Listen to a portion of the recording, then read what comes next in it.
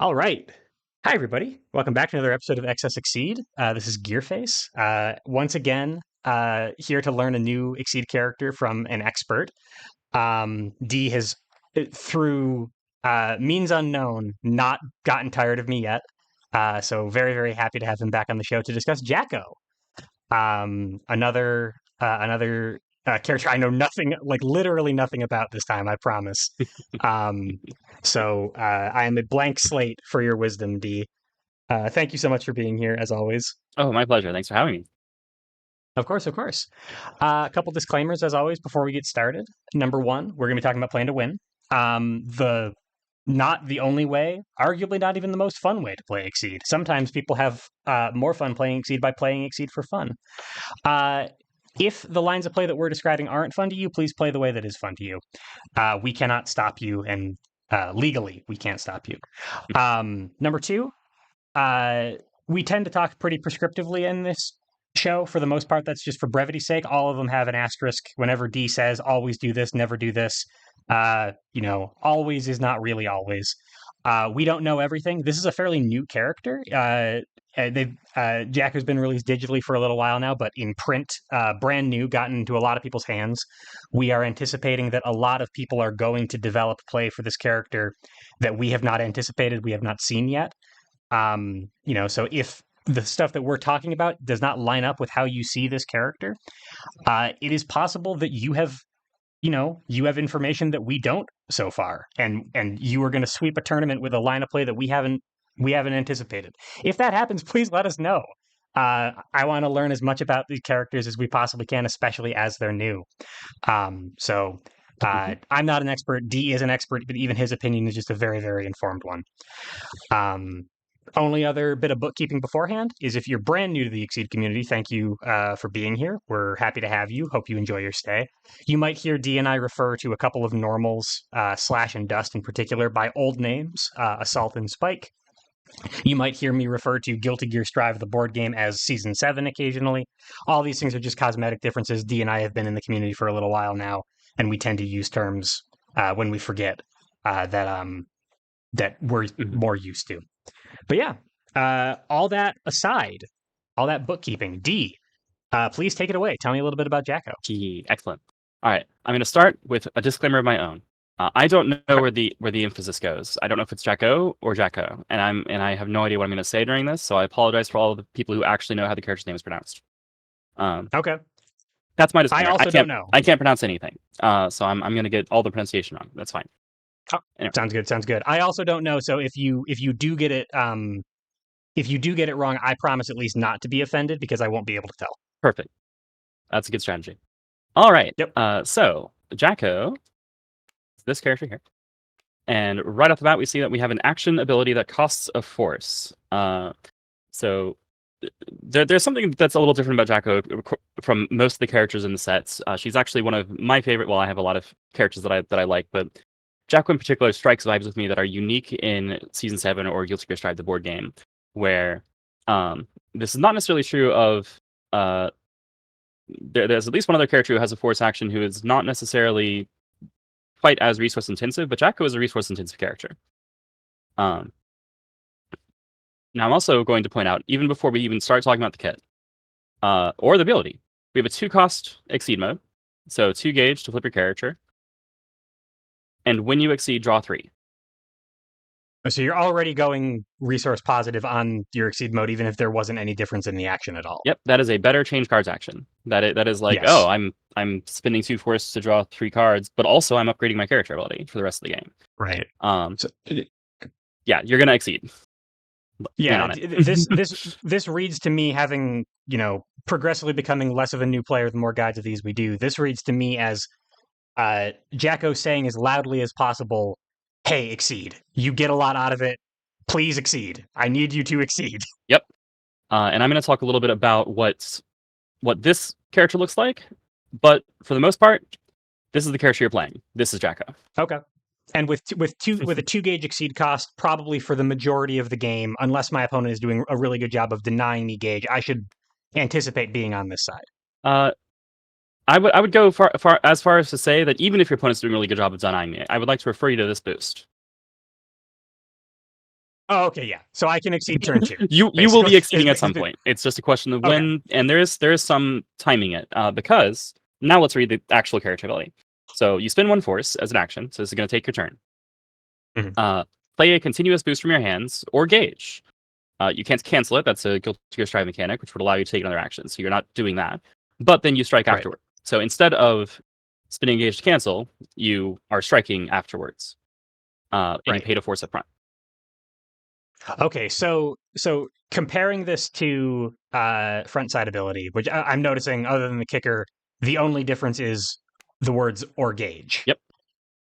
But so the way this would work is I've got a handful of these cards over here. I would pay 1 to boost 1 to strike with 1. Yep. Or wild swing or something. But this is a very, very expensive ability to do entirely from hand. Mm-hmm. And numerically, Okay, it's no less so expensive from gauge. Numerically, right? It's pay 1 from hands, boost 1 from gauge, and then strike with another.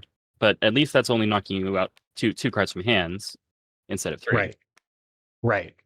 There's also the big Jacko secret that's not remotely a secret, is that her gauge is more stable than it appears because she has these 3 boosts, each of which put themselves in her gauge, assuming that something hasn't gone catastrophically wrong during the subsequent strike. Okay. Hit at this gauge, hits at this gauge, after at this gauge. There's a Yume on there. We'll talk about that in a little bit. That's some Jacko jank. But generally, this means, for example, your Let's Rock over here, which I have brought up alongside Jacko specials as if it is a Jacko special, even though it's a normal, because Let's Rock is basically a Jacko special boost because of Okay. how much mileage she gets out of it. Is you pay a force, you put this into play, you draw a card, you strike, and then on hit, this goes to your gauge. Goes back to your gauge. So you're not recurring an option to hit with necessarily, but you are recurring the same piece of force over and over again, or the same boost over and over again to the same effect too, Mhm. to spend for your ability. So Yep. this is every time you play it, you draw a card. Yep. And then you get your +1 power. It goes back to gauge if you hit, and now you're striking with your character ability. So you're just cycling a resource. Yeah, you are essentially going, I will discard a card and strike with +1 power. Sorry, discard a card, draw a card, strike with +1 power. And this is coming out of your gauge and then going back to your gauge repeatedly. And now I can do that again later on because I've drawn one that replaces the force that I spent on the ability in the first place. Mm-hmm.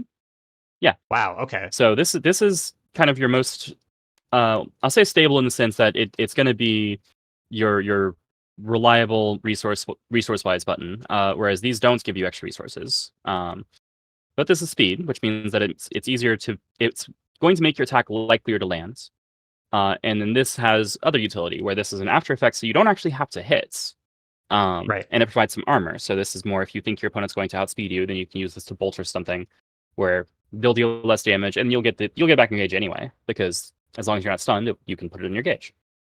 Right. And you can probably, if you can play to hit with Let's Rock, you can probably also play to not be stunned with Defend Command. Exactly. Okay. And if you're really struggling to land hits, well, okay, Attack Command is probably there for you, where speed is going to make you land hits reliably, especially with your specials. But we'll talk about your actual attacks later. Your attacks are very much secondary. Okay.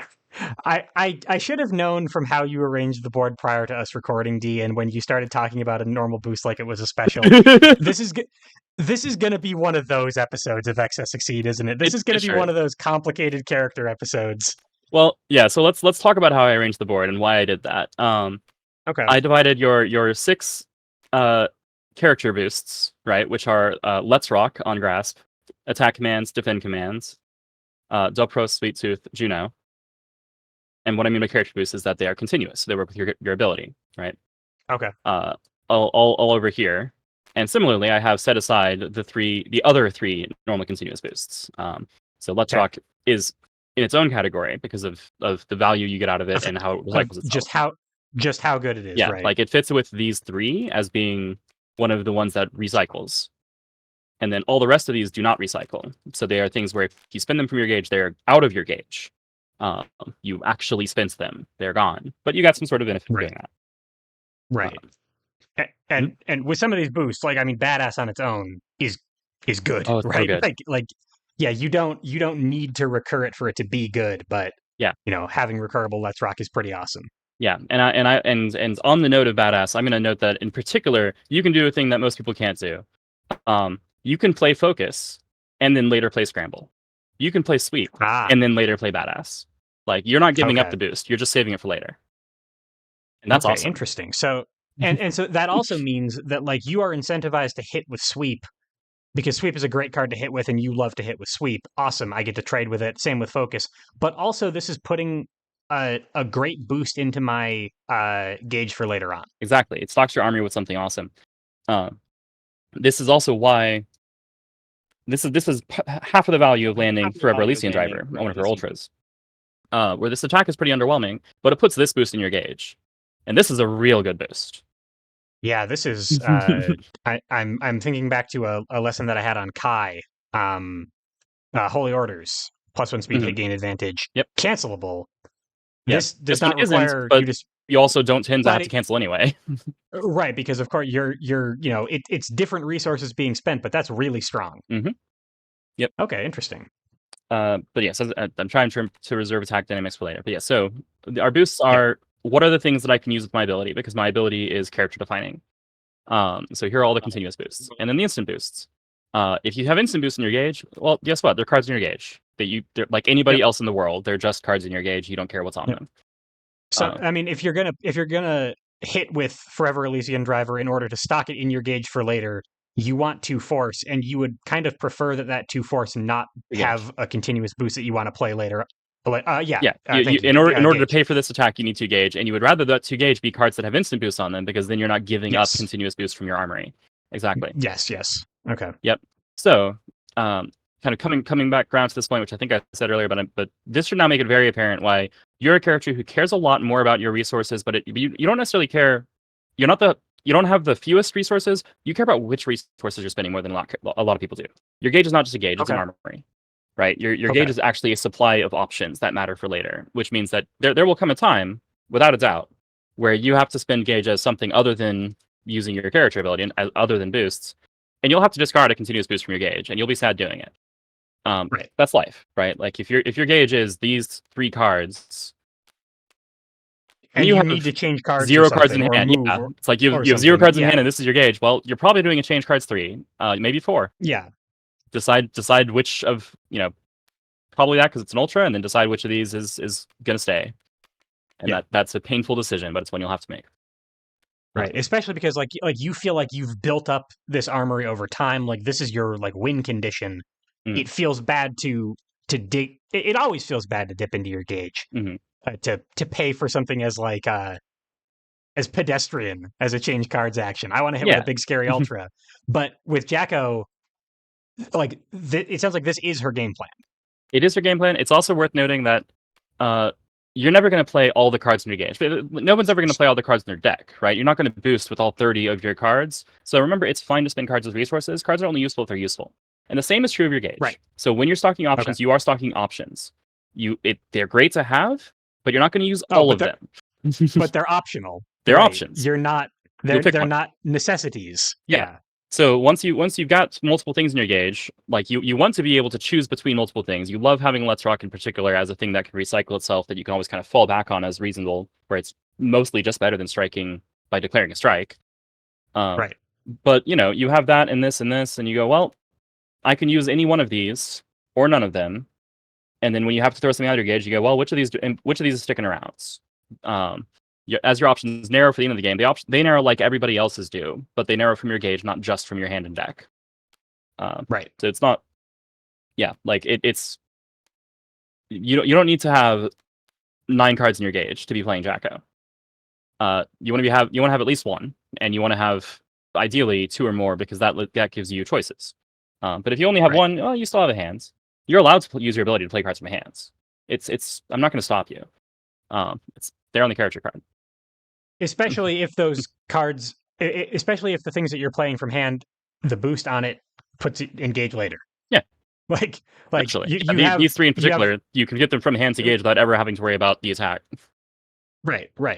You have many ways to stock your gauge, even if it's coming from your hand. Mm-hmm. All right, and actually on that note, thank you for that segue. Let's go into stocking your gauge. That's right. Hang on. That is the right one. Okay, yes.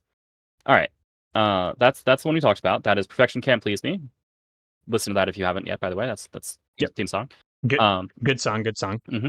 At the top of cards of your deck to your gauge, that's blinds. You have no idea what the top of cards of your deck are. So you may well put 2 continuous boosts in your gauge, and you then they're stocked for later. Or you may put 2 instant boosts in your gauge, and then you can exceed on turn 2. Awesome. Exceed right away. Sure. Yeah. And then we've got this one, which is a little bit more interesting. So this is a little like the recycle boost, but it doesn't recycle itself. It just lets you put a card from hand into gauge. So you draw 1, then you add a card from hand to gauge. So you're, again, moving resources around, moving through your deck more quickly. Right. The main feature of this is the now effect, but I'll talk about that later. In terms of resources, like this is a thing that functions a little like the recycle boosts, the recycling boosts, like her minion boosts, I think of them. But it doesn't recycle itself. It just keeps your gauge kind of even for what you're spending and what you're gaining. Yeah, and from in another context, the going resource neutral with a bunch of interactions like this, spending your turn doing this would be useless because you're maintaining the same amount of gauge overall. But as you said earlier, the options that are in your gauge matter, not necessarily the amount. Right. So cycling resources it's still useful. Like what this means is that you still have access to the same boost that you had access to before, but now you have seen one more card out of your deck, and that's good. Right. Okay. Like you're not, because you have drawn something and then you put something from hand to gauge, and when something goes from your hand to your gauge, you're not losing it because you're Jacko. Right. So that's nice. Got it. All right. That said, it's more neutral because if you're playing it from your gauge, because it's just gonna replace itself. It's positive if you're doing it from hand, which is nice. Right. But that's just expensive by default. And then here's the interesting one. So this is one of your well, I was about to say one of your few cancelable boosts. It's your only cancelable boost that isn't a normal. Right.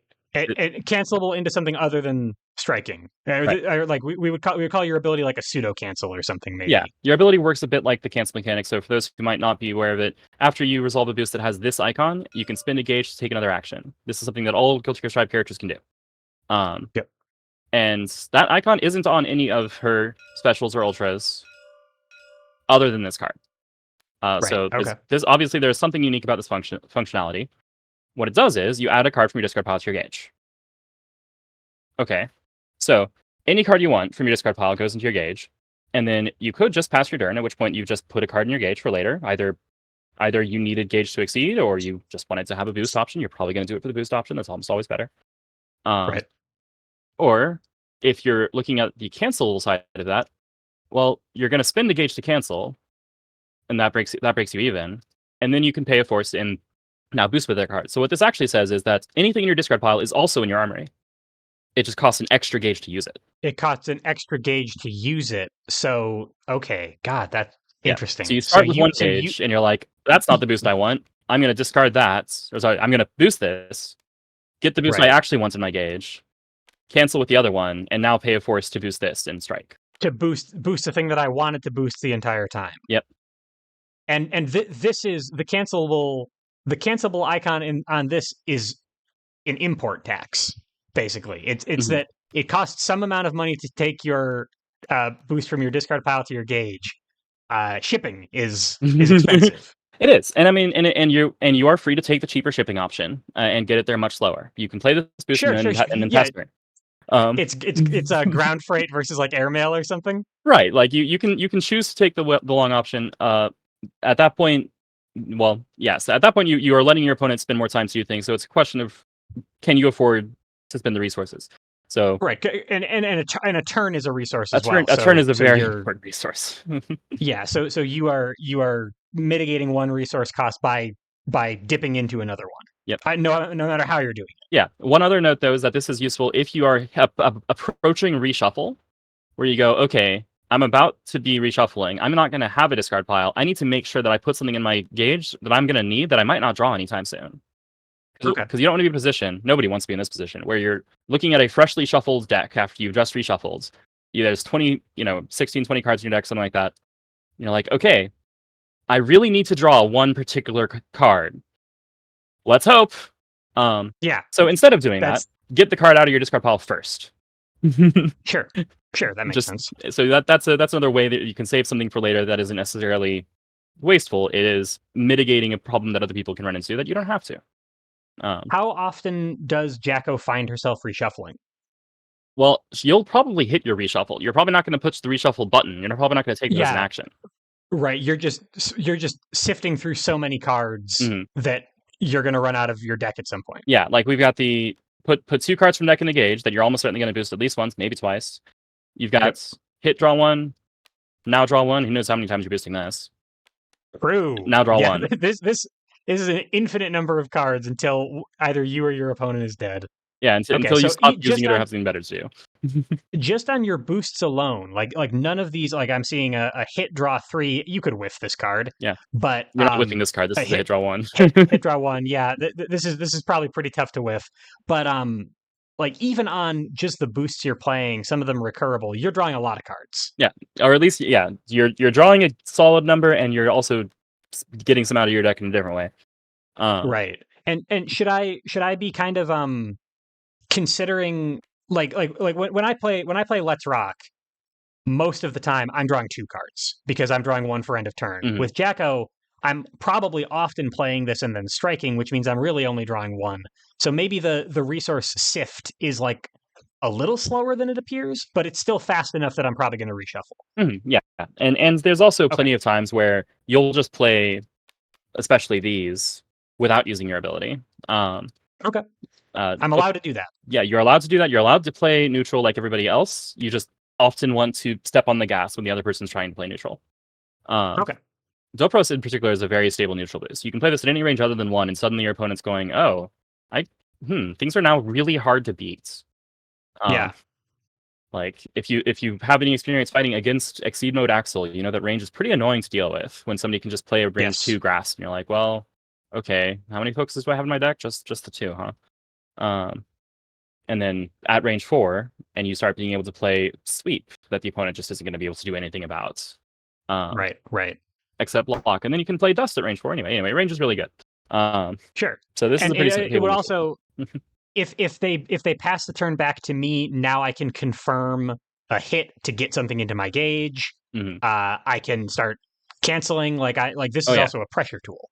Oh yeah, absolutely. Yeah, these in particular are all neutral tools that can double as pressure tools depending on the exact situation that you're in, where you can play any of these past turn, and your opponent is going to be staring down the barrel of something scary, because because you as Jacko always have the ability to put a second boost into play and strike, at least as far as they know. Right.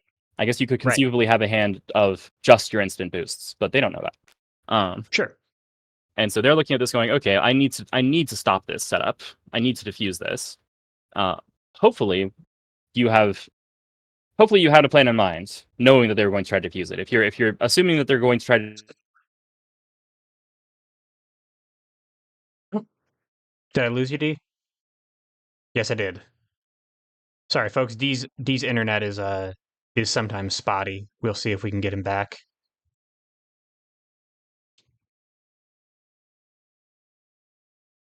This one might be one that we have to cut out. Yep. Seems like he is gone. I'll see what we can do about that. All right, when did I cut out? I need to do something about this setup. My opponent is saying I need to do something about this setup, is what you were saying. Okay, right. Like they need to do something about it. That prevents them from building a pressure engine against you is generally the idea. Like you are not doing amazing defensive setups. None of these are really dramatic enough on their own to make people sweat about coming into you with their own boosts and their own cancels. You know, the opponent can go, okay, well you have badass, cool, so do I, and I'm going to cancel and strike. But having one of these in play, especially the 2 here that can threaten to become a resource or can give you an immediate resource bonus, means that it's more awkward for your opponents to mount their offense next turn. Like they're not starting from neutral; they're starting from you having a slight advantage, and that matters. Right. Sure. Okay. It's also nice to have speed for a similar reason. Although +1 speed is not very different from just initiating, because Initiating on your turn, right? Yeah. You're winning a speed tie versus your 1 speed up. yeah, like it's yeah. So this is not all that great to pass turn with, unless you already know that you have something that is going to outspeed them. So you can just put this in play. All right, well, whatever I'm going to do that outspeeds them, it's going to now also add to my gauge, and I didn't spend any resources on this, so that's fine. Right. But yeah, slightly more situation. But yeah, so like these are reasonable as pressure options. They're the way I describe them, I guess, is more that they're like preemptive counter pressure options, where you're not going to build up a big boost engine most of the time. Okay, I guess I should talk about the silly thing that happens. So if your opponent looks at you doing something like Dopros, something like attack commands, goes, okay, you can have that. I'm not going to contest this. I'm just going to sit back and build up my resources. They'll prepare. They'll do whatever. You go, okay, cool. 3 turns later, you're kind of waiting for them to try to stop you so that you can throw the thing out that you had in waiting in the wings, and they're still not doing anything about it. This doesn't happen very often. There is a button you can push that is designed for this situation. It is the only card in your kit that actually says, okay, I guess you can build up a bunch of boosts. You mostly are a 1 boost and strike kind of girl. Okay. But you do have this so that people will not let this happen forever. And it also is I'll use the phrase force multiplier, despite that being now the bane of my existence. Anyway. Yeah, sorry about that. Yep, that's fine. Anyway, that's not referred to the resource of force. It is just, this means that even though individually all of your boosts are not super amazing at being super scary pressure tools, this allows you to convert a mass of them into something that is valuable enough that it wasn't a complete waste of your time.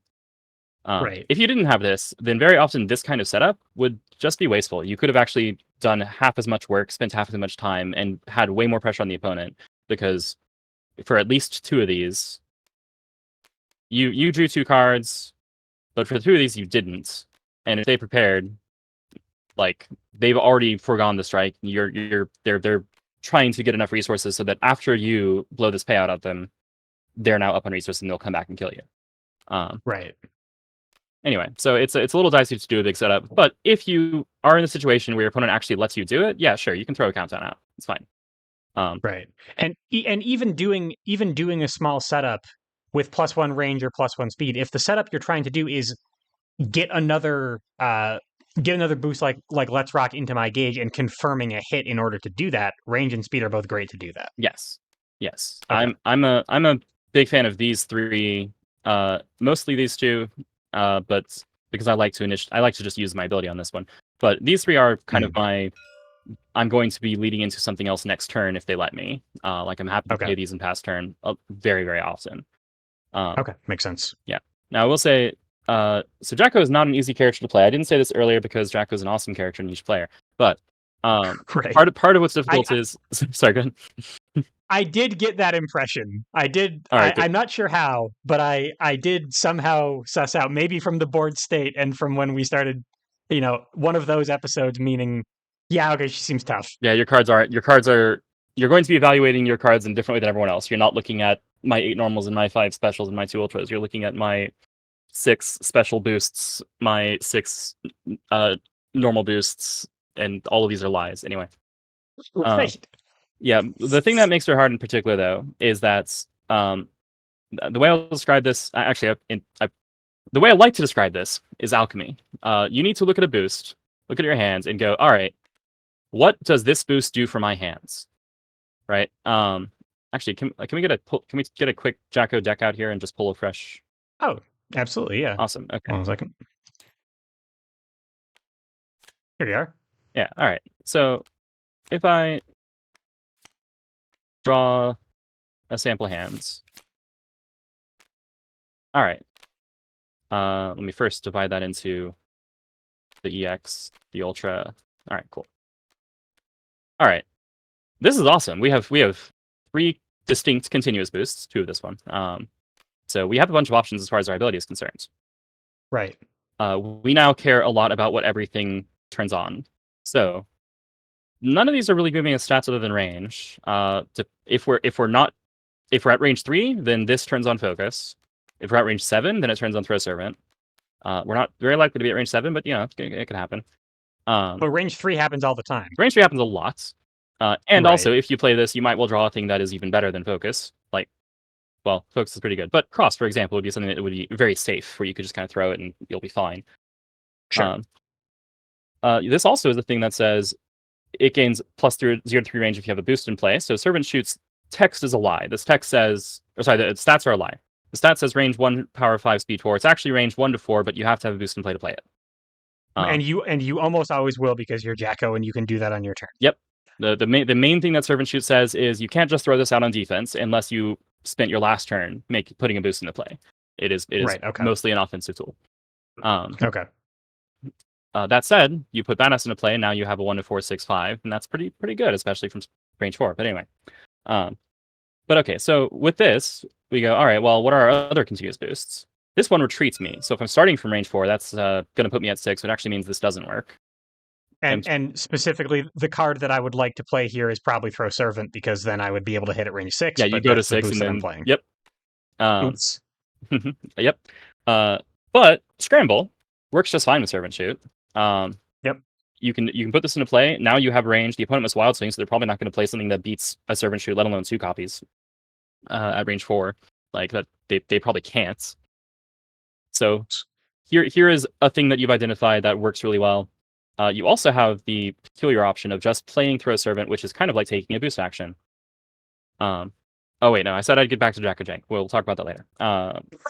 Whoops. All right, spoilers. Anyway, but yeah. So, but this is Alchemy. This is Alchemy. You're looking at when you say Alchemy, you are taking. You look at each of your boosts and you compare it with all of your attacks. Yeah. Okay. You're doing Plague Knight things, kind of, for people who have played some older Exceed. You are. As you said, that some of your stats are lies. Really, all of your stats are lies, because a lot of your stats are on different cards. Yeah, all of your stats should be lies.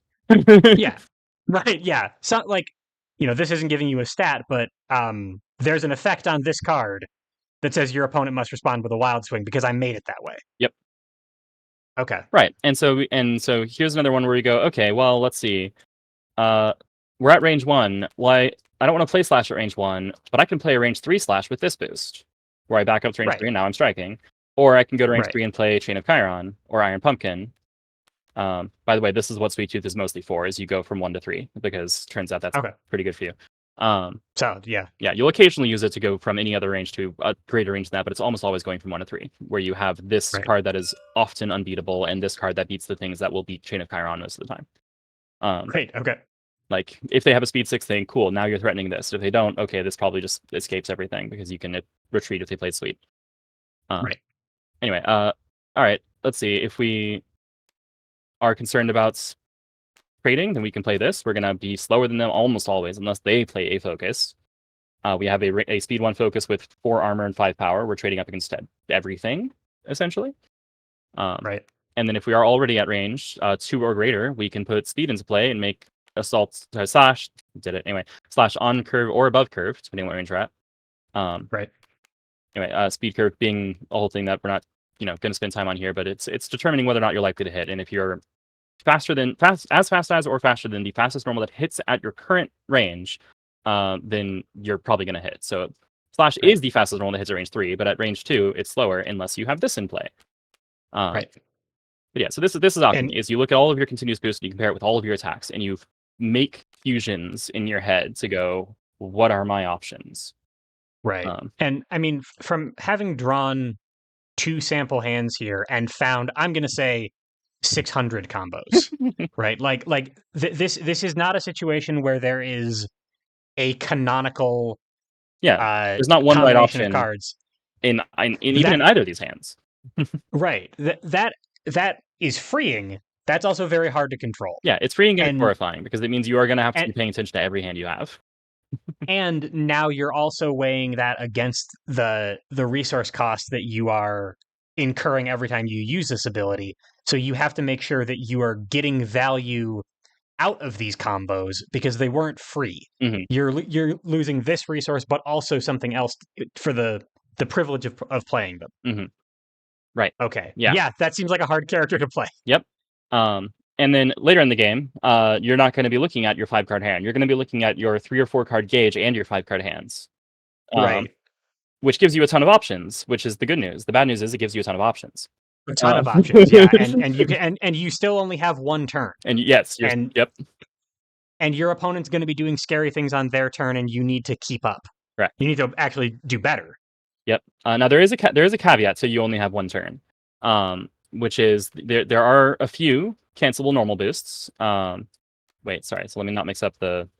Yeah, those are. Oh, sure. Thank you. Yeah. Anyway, there are a few Yep. cancelable normal boosts, which are kind of like having an extra turn, but they will cost you gauge. Everything's going to cost you more resources than you want to spend. That is part of how life works. That's Jacko. That is Jacko. Yeah. And it will also cost you different resources than you want to spend, even if it's not more resources than you want to spend. So you've got some cancelable normal boosts that might let you do some things, especially Badass. Badass is a boost that everybody loves to play. It's just a very good boost. Yep.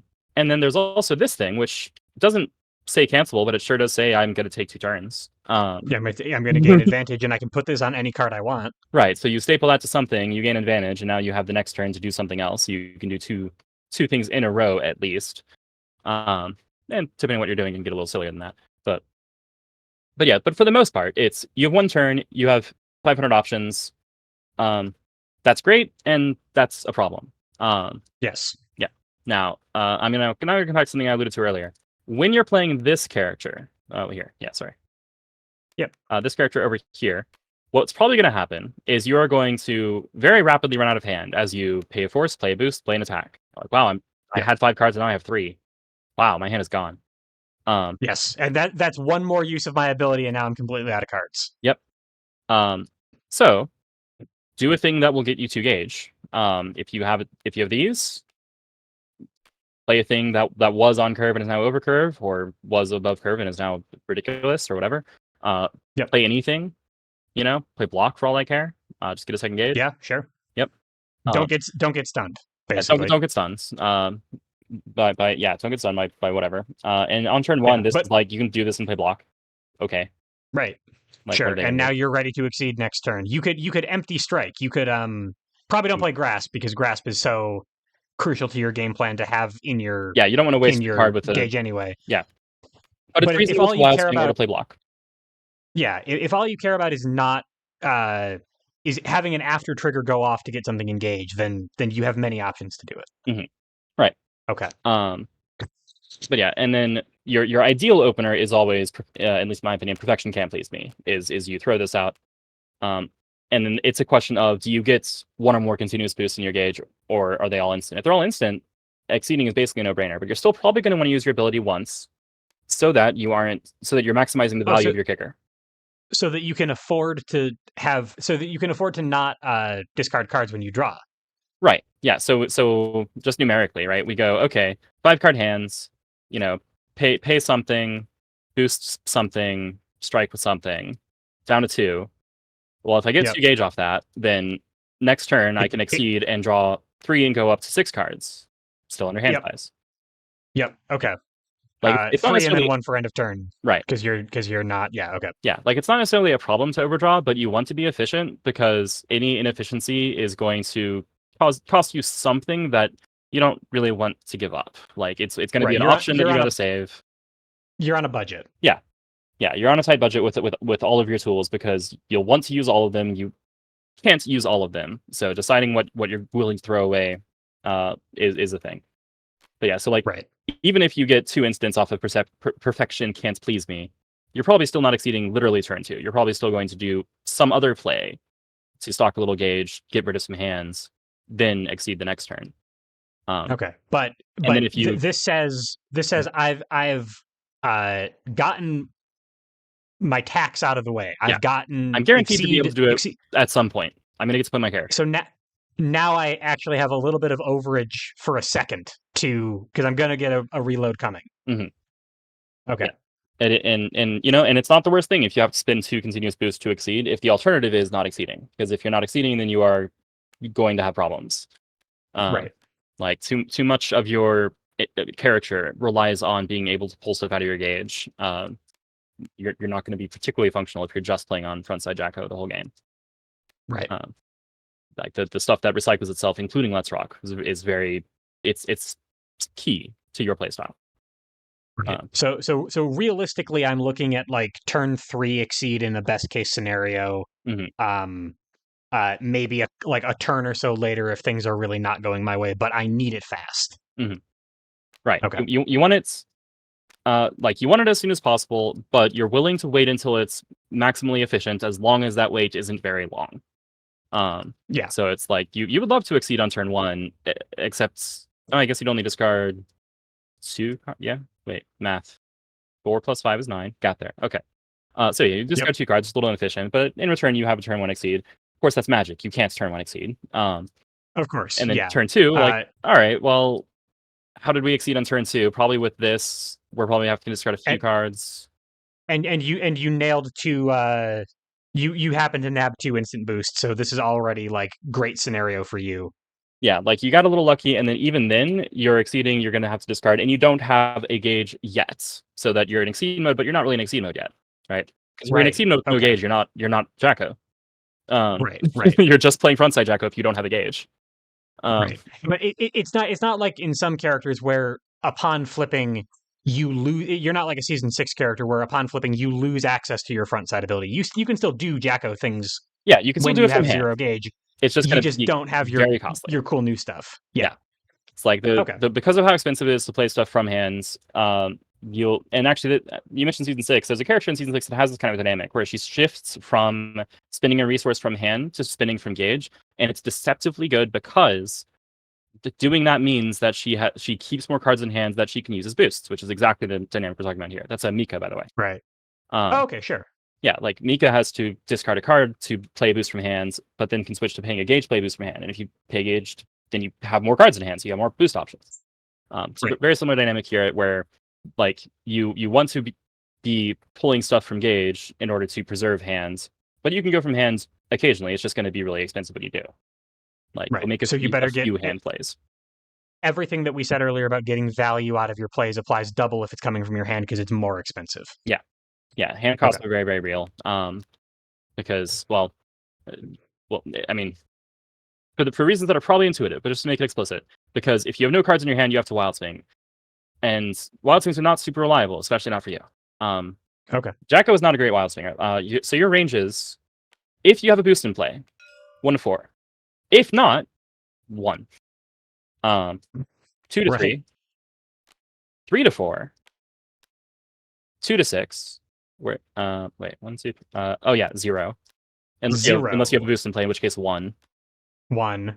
Right. So, and if you're wild swinging, it means you're out of resources under this. In this particular scenario, you probably don't have a boost in play. If you did, you wouldn't be wild swinging. Yeah, like you probably don't have a boost in play, or if you literally threw everything away to get your boost into play and decided to wild swing after that, okay, I guess you have a range 0 to 1 that has 2 or 3 power on it, depending on what your boost is. Right. So amazing.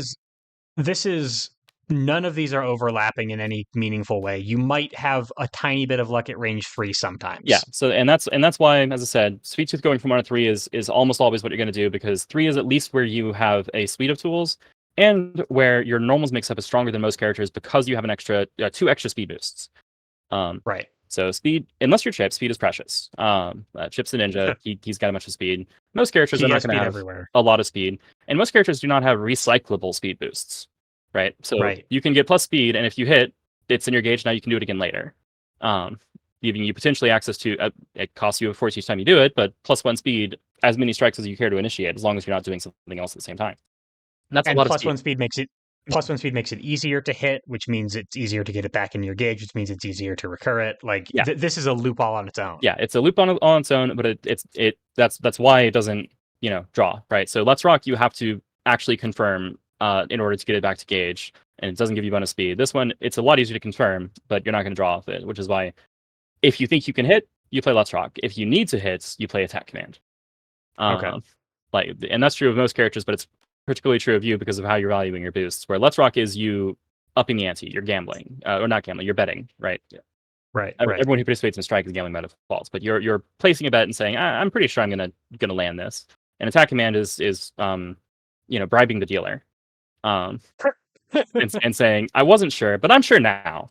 I'm sure now that money has changed hands. Yes. Okay. and it does cost you. That is the nature of it. Right. All right. So let's see where. Oh yeah. So yeah, looking at your ranges. Obvious blind spot at 1. That is your least favorite range, which is interesting because it's definitely a range that most characters are not gonna mind because it's the normals mostly work, right? You've got 2 normals with blind spots at 1. Otherwise, you've got block, focus, sweep, slash, cross, grasp. Right. Like, and many of those are like focus and sweep in particular are probably at their best at range 1. yeah, they are notably really good attacks at range 1. Well, Right. and good news for you is, yeah, if you're at range 1, that's probably what you're playing. Right, because you don't have much else. Yeah, you don't have much else. And also, if they hit, then they'll stock something pretty good in your gauge. True. Like, right. it's actually not that bad. But that is be glad you have this, because if you didn't have this, you would be awful at 1. Okay. Right, like, people don't want you to land a sweep or a focus because of how dangerous it is for it to come back later. At least people who played against Jacko a lot.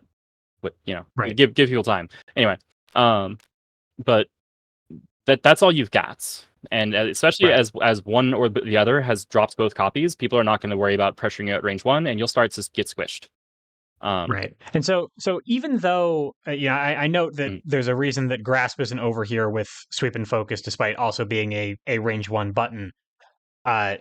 Let's Rock is important enough that I just want to boost this, but because I can do this gauge cycling thing, hitting with grasp means that I can play Let's Rock later. Mm-hmm. It's just that grasp is kind of less valuable most of the time than hitting with sweeper focuses, right?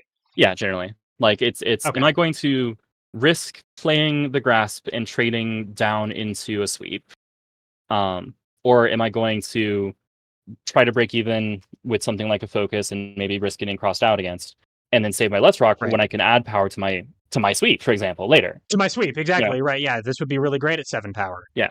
Now everybody sometimes has to keep the opponent honest, right? Like, you're staring at Potemkin, who's striking at range 1, and you go, well, I mean, if he hits me with Garuda Impact, I take 7, discard my hand, he gains advantage, I lose the game. At that point, okay, hold on to your grasp, right? Everybody sometimes has to check the opponents, and you don't have a different speed 7 option at range 1, so don't be too hasty to throw them away, especially if your opponent has range 1 mid speeds that you need to check with grasp. But most people's mid speeds you can check with cross, and you would rather do that. Right. Right. And that also gets you out of range 1 just as well as grasp does. So all that's good. But it sort of the standard evaluation of attack versus boost does not apply to you because you can recur things from your gauge. Mm-hmm. But even then, grasp is probably Let's Rock. Yeah, even then it's probably Let's Rock because of how good Let's Rock is generally for you. Right. Okay. Like I said, it's kind of your stable. It's your default option where you go, well, I'd rather discard 1, draw 1, and strike with +1 power than just strike. Right. If you have nothing better to do, that's a perfectly reasonable thing to do. So you can just kind of do that later in the game, and you'll still see new cards every turn, and that's pretty useful. Right. Okay. Yeah. Whereas, like, you might have sweep in your gauge for 3/4 of the game and only pull it out in the last 2 turns because you need it to make it the last 2 turns because Badass is really strong. Sure. But Let's Rock, you'll happily play over and over. It's also not the end of the world if Let's Rock whiffs where it gets discarded. You're like, all right, well, it's a little sad, but I still got my draw off of it, and I'm still going to have my other boosts later in the game. Like, I will probably see my reshuffle. I will probably see grasp come up again. Not the end of the world. And if you've been recurring this a couple times, like merely getting 3 recursions out of Let's Rock before you finally whiff, that's pretty good. Yeah, that's more than I got on my character the entire time we were playing the game. Yeah, it got plenty of mileage at that point. Okay. So yeah, good to have the option. Not the end of the world if it drops, but yeah, generally the value of having that option is high enough that you want to. You don't. I personally don't play grasp very much. I think the life related loss case is so bad. Actually, I'll give a comparative example here. Right, if I'm thinking, all right, my Mahoto can be playing sweep or grasp. I'm responding. If I play grasp, I'm going to get stuns. Yeah. I can play a focus and trade evenly against sweep, beat their grasp really hard, but maybe they're playing a cross. I'll play this card. What this card says is I have 3 armor. Yeah, sure. And you don't care that much. You're not losing your incredibly valuable range 1 defensive options. I'm keeping all the cards I actually value, and I'm saying I'm taking 3 less damage to strike. Have a nice day. I'll be with you later. Like, right, sure. For the purposes of being a defensive option, a range 1 defensive option is as good as a range 0 defensive option. Yeah, if I'm just talking mitigation, yeah. Like, no, yeah. 3 printed armor is significant. It is more than focus, more than block. It's just that this card doesn't do anything other than have 3 printed armor unless you are doing the silly setup I mentioned earlier, which is not going to happen very Sure. often. Yeah, that's a rare situation. Like by default, countdown Okay. is a boost, or I have 3 armor and I decided not to participate in the strike. Right. And that's fine for you. Like it's not exciting, you know, it doesn't sound super fun, but you would generally rather say, my opponent has chosen the terms of engagement, so I'm not participating. When it's my turn, Right. I will choose the terms of engagements, and they will wish that they could not participate. Right. Because we've been talking a lot about how to control this ability. It's probably worth underlining that like what you're getting out of this is very strong. Mm-hmm. Like this kind of action compression, this kind of boost game is pretty nuts. And that's the upside you get out of uh, taking all these extra steps to control your economy. Oh yeah. I mean, you have a suite of options, and just being able to maintain kind of a second hand of boosts is already kind of unique. And then you have essentially force cancels, where you're paying a force instead of a gauge to do a cancel, as long as the only thing you want to do afterward is strike, which canceling is a very powerful mechanic. It turns out, right, canceling is very strong. Mm-hmm. Yep. Okay. I think unless you have any questions over, I think we've talked enough about the engine, and I should now actually do the card breakdown, because first you must understand Jacko, and then you can read her cards. Yeah, exactly. No, I think I've got the theory. I'm excited to learn about. I guess like it's not a toolbox. It's engine parts. I'm excited to learn about like this gear and this for the machine we're building. Yeah, like you're especially your attacks, right? So I think of your boosts as an arsenal, and I think of your attacks as tools, because you don't really care about your attacks, or at least you don't care very much about them. Your attacks are going to be, and we'll see that as we go through the attacks, they're mostly niche, situational. They have specific purposes that you care about. We'll come back to my favorite one, which is not really an attack at all, which is not this one, which is also not really an attack at all. Right. But yeah, and then your boosts are the things that you will now be using to other things to make the thing that you need. Yeah. Okay. So let's go through the cards. Sure. So we've already talked at length about Let's Rock. I don't think I need to talk any more about that. It's a power boost. It's placing a bet. You are generally happy to play this from hand on your turn past turn, if you're at a range where you think you can hit the opponent. And you can also play it on top of anything that you think will hit. It's a good boost. Right. Grasp is grasp. It's grasp. It's good for checking people at range 1 if they're trying to play mid speed. It might stop them from crossing out. You don't care if they cross out, by the way. Sure. You might care if they're like Axel, but generally speaking, you are fine fighting at range. The character with terrible range 1 game, if your opponent goes to range 5, that's farther away from range 1. Yeah. It's like and you might not be particularly great at range 5, but unless they're amazing at range 5, you can compete. You're better there than you are at range 1. You would certainly prefer that than range 1 in almost all cases. Right. Okay. All right. Yeah. So, well, I already talked at length about attack command and defend commands, right? So let's see. And the next, there we go, Dopros, and we talked about Sweet Tooth. Yep, did talk about that. Okay, and this. So having covered all the boosts, now let's go through the actual special attacks. The actual. Finally getting around to reading that part of the card. Oh, I don't know if we specifically talked about this. It may or may not be self-explanatory how good this is, but this is a game-endingly good boost. Yeah, this is nutty. It is phenomenal in that it is a thing that will often allow you to say, I'm guaranteeing a hit, and I'm taking the next turn, on which I will guarantee a hit with something else. And at that point, you're probably dead. And you didn't get to do anything in between. Yep. The next turn is happening now because it's advantage. Yep. And admittedly, you're probably, that is the one drawback to this character. I love Jacko. She's not generally a high damage character.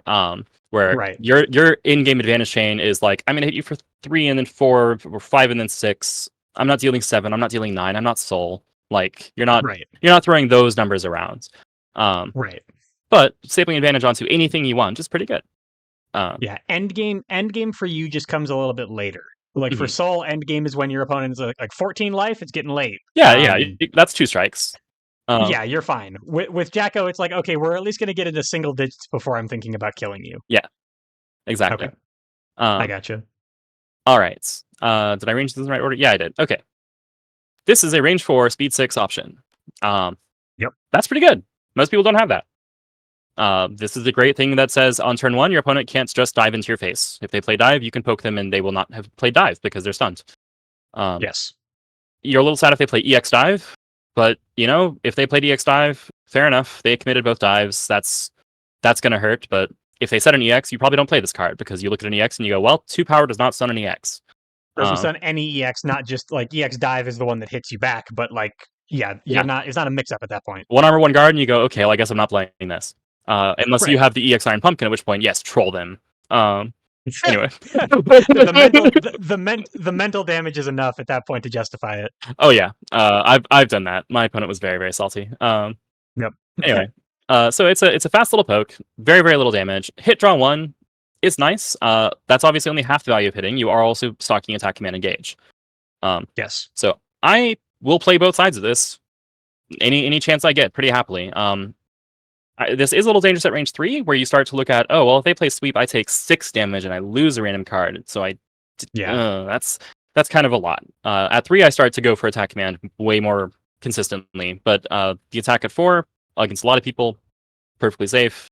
And it's also just having this around, having 1 copy of this alive means that at range 3, people are not safely able to initiate with speed 5 options. Sure, with slash. Yeah. Or local equivalent of slash. And also, I mean, having something that is very like if you're gonna lose a strike with this is going to be by trading down pretty much all the time. Right. You're getting your gauge, you're getting your thing. If you have something like this online that requires a hit and requires a confirmed hit to really get value, knowing that you're going to get this with Iron Pumpkin can make you feel kind of safe. Yeah. It's speed 6 is very, very fast. In most cases, it's going to be, especially at range 3 to 4, it's almost certainly going to be fast enough to connect against anybody. Again, asterisk, right? Right. But right. Good at confirming whatever you need. You would still prefer not to be even if you're getting Let's Rock engage. You would still prefer to not be trading down into your opponent's sweep at 3. But the consistency is important. Yeah.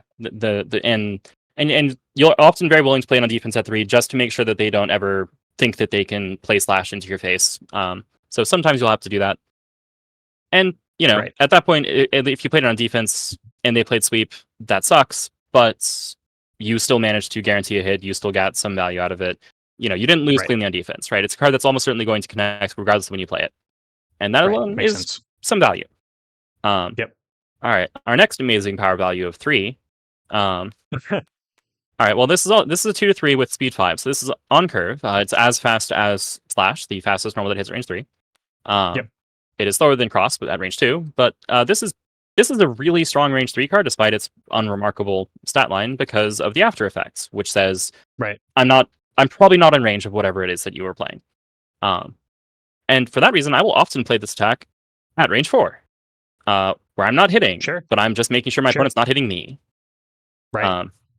If there's somebody like like Milia or various other characters with a guarded attack that hits at up to range 4, then I would rather play this than Iron Pumpkin, where I'm just going to step back and say, nope, actually, sorry, I'm not eating that, instead of trading down. So this is mostly an evasive maneuver. It is perfectly acceptable to play it as a thing that is actually hitting. It's on curve. It can, it's fine. It's also okay at 2 because it covers dust and focus, which are not uncommon plays. Especially if the opponent's initiating. People typically will initiate with dust, respond with focus, not the other way around. But in either case, it means that you can play it on either side, and it is part of the mix-up. You are not conceding a strike by playing this. You are doing something halfway reasonable. Sure. The boost is a little interesting in that +2 armor does not matter against most things for breakpoints. It's just a number that changes how you trade. And of course, if you're faster, you lose the armor as an after effect, which means that the armor doesn't do anything at that point. But if you're faster, then the power probably did do something. Sorry, go ahead. Looking at the other things in your kit, +2 armor is not it's not unless you're dealing with like a big power boost or something. It's not making Throw Servant more consistent. Throw Servant's already plenty guardy. Same with Countdown. Mm-hmm. It's probably not going to keep you from being stunned if something if something was gonna stun the Right. card you were playing. Yeah, like if you're getting value out of that armor, you're probably attaching it to something slow already. So focus, maybe block, I guess. Countdown, sweep, maybe throw servant, or you're just going to put or you're getting stunned by a faster thing, but you took 2 less damage, and that's Right. okay. Right. Now, if you're using your ability to play this boost, then it's pretty bad to get stunned out of it because it's not going back to your gauge. But if you play this boost in past turn, that's actually fine, right? If your opponent initiates, you go, okay, well, I'm even likelier to be slower than you if I play my focus. It's really hard to outtrade me, and I'm basically guaranteeing this gauge. So this is a perfectly acceptable neutral play at range 1 or range 4 or greater, where dust is not a Where consideration. spike, where I get it. I got it. That's fine. Anyway, man. Yes, and of course they at range 3 you can go, okay, well now I can play my attack commands. Sorry, my Iron Pumpkin, not the attack. I can play my Iron Pumpkin, and I'm faster than them. If they play a sweep, I still get both of these in my gauge, and I dealt 3 damage. It could be worse. Right. Like it's not the way that you are winning hard, but it is viable and it's maintaining your arsenal, which is important. Right. Okay. But yeah, so Chain of Chiron I mostly use as an evasive tool. It's fine. It's also often pretty good at being the thing that I staple advantage to, because unlike Slash or various other range 1 things, this will get me from range 3 to range 4. And if I have a range 4 follow-up play, usually involving Dopros, to end the game and kill my opponents, this is what leads into it generally. Is I hit at range 3, I gain advantage, I retreat to range 4 with advantage, I put this boost into play, and I kill you. And you kill him with something, sure. Yes. And that's just one alchemical cocktail. And having access to advantage that doesn't lose, access to on curve range 3 advantage that doesn't lose to sweep is already pretty strong. But you have a lot of you have range 4 plays on deck because you actually can do something about that. For many people, going to range 4 is positioning negative. Yes, and while on paper you're not great at 4, like you're okay because you have Throw Servant and Iron Pumpkin, thanks to Dopros, you are probably fine at 4. Right. Sure. On that note, Dopros. Good boost. Attack is mediocre. Attack's actually a lot like Dive. It just doesn't actually move you closer, right? It's a speed 4, power 5 that hits at range 4. Oh, right. So Dive. Right. But it doesn't have any of the mid-speed properties where you can dodge an attack by crossing up. None of that. Exactly. Like, you can't play it at range 1 to get over somebody's sweep. At range 1, it's just going to kind of bonk and then get hit back. Like, oh, well, okay, fair enough. You kick them in the head, but then you get swept. Right. So as an attack, it's fairly mediocre. It's mostly only going to shine if you have done something silly to set it up. Usually that's going to be a badass, or it's going to be literally holding the EX and then stacking something onto it like defend commands. It scales up nicely with a little bit of stat bonuses, but I very often am just going to have Dopros in play, either past turn or with ability if I need to set up something very stupid. Because Dopros is a phenomenal boost. Right. Where at any range from sometimes at 1, but mostly from 2 to 5, I can put that into play and it will enable plays that other people can't contest. It'll get something online, and at range 1, I assume you're talking about something like sweep that dodges that still catches cross. Right. Like at range 1, the thing it turns on is my sweep now catches your cross. That's notably important because you'll probably end up in the corner. I'll talk about that a little bit more at the next. Yeah, we'll come back to that in a second. But since you are generally not the person who wants to be at range 1, you will often be moving away from your opponent. That will eventually get you to the wall, and then they will follow you. Yes. So you will tend to be the one who corners yourself, and then as you escape, they will try to pull you back if they can. Right. Like the window of opportunity to escape. This is a thing that happens in Exceed with any matchup where one person is trying to get in the face of the other person does not want that.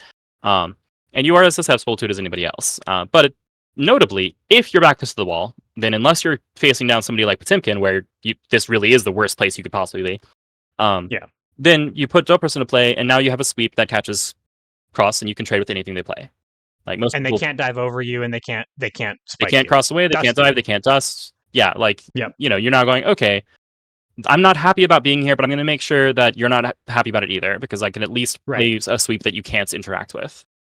Right. And so Dopros is great at that. It is also great at the we're already far away, and I just want to hit you and you not be able to do anything about it. Right. But yeah, useful in both the situations. And then at any range in between, where you go, okay, well, now at range 2, I can play a grasp, and I can play a dive, and it hits because I jumped over Yeah. and I'm still at range 2. You can be on curve. You can also enable a mid speed play as a mix up, like kind of your like every normal benefits from range. A lot of your specials, I'm sure, do as well. Yeah, it's a wonderful boost. It's also draws a card when you play it, so yeah, it's great. Right. It's not necessarily the boost I will always play every turn, but that's only because sometimes I need other things. Right. Sure. And going back to something that you said earlier, that you think of your boosts are kind of filling the role in your mind of the attacks you're building, and the attacks themselves are utility tools. Mhm. Your normals, other than the boosts that are very useful on them, your normals are great attacks. And when you put these great boosts on them, I assume so a lot of times I assume that what you're putting these boosts on is your normals. Oh yeah, like I love playing focus and sweep and slash and cross. They are perfectly good attacks, and I'm happy to play. Um, I'm often less happy to play dive, but I will sometimes. Actually, if I want to play dive, I will probably instead play servant shoot because I want to hit them at range 4 and I don't want to get closer. Oh, sure. I mean, one of the upsides of servant shoot over dive is that it doesn't get you to range 1. Yeah, like whereas cross for you is not position negative, dive is. Right. Sure. And slash often is, although if you have, hopefully if you're playing this, you have follow-ups in mind where you're going to come in, maybe trade against something like focus or a sweep, but you have a turn next play that's going to make it worth it. Right. Probably involving plus power sweep because you can just play Let's Rock Sweep next turn, and now they can't play sweep. Right. And that's pretty scary. Or Let's Rock Cross, and then anyway, lots of fun things. Right. Sure. But yeah, so very often you're pairing things with normals. Said it you can, especially with these faster ones, Iron Pumpkin and Chain of Chiron, you can use these to confirm things if you have things that need to go to gauge, or if you just want to make sure you're getting some value. They're good for that, but they're not amazing. They don't hit any awesome breakpoints. Going Right. from 5 to 6 is kind of nice, but power wise, they're not going to do anything special. And Right. Part of the reason, other than the resources, part of the reason Let's Rock is a good default thing is because you're struggling for power. Like squeeze it in when you can get it. Right. So you're playing these attacks as part of your, for utility, as you said, but also in order to cycle something, in order to build your engine. If you're trying to kill your opponent, odds are what you're using are your normals. Oh yeah, normals or ultras, and that'll be our last thing. Gotcha. Okay. Yeah, those are very real attacks. But right. Yeah, normals and ultras are the things where you're like, okay, we're now going to go for the throat in the game. Right. And this boost that I'm putting down is not to get the boost that I'm playing into gauge for later when I'm putting it on these normals. It's I'm here to kill you, and this boost is going to help me kill you. Right. Yeah. Okay. And so very common, like as I alluded to earlier, maybe not alluded, maybe I said anyway. Very common play patterns for me include, especially Badass, but Badass and Dopros are boosts that are great to play all the time. But I will very often have one or both of them stocked to engage for most of the game, just waiting for the moment when I need it. Because at that moment, I want to be able to pull it out and in the game. Right. And when that's what you need, no substitute will do. And if that's what you have, then probably the opponent can't do anything about it. Right. It's like I'm waiting for the moment when I can put Badass into play. Often what I'm going to do is I'm going to play something from hand, cancel Badass. Now they're dealing with something that they can't do anything about. Right. And I was actually about to ask about this. I mean, like you mentioned that only Summon Servant is cancelable in your special kit. Mm-hmm. I was thinking a lot of this time that like your normal boost, surely you wouldn't have any reason to cancel because your force is like gauge and you're using a different resource for a similar effect. No, but now you can do both. Yeah, 2 boosts are better than 1. Right. Yeah, on specific, but your economy is so tight that you're not doing that all the time. On specific turns, when it is time to go for the throat, they are a force multiplier D. In order to, for people who don't know, this is now becoming a running joke between us. I'm sorry if you haven't seen the lesson where we said this.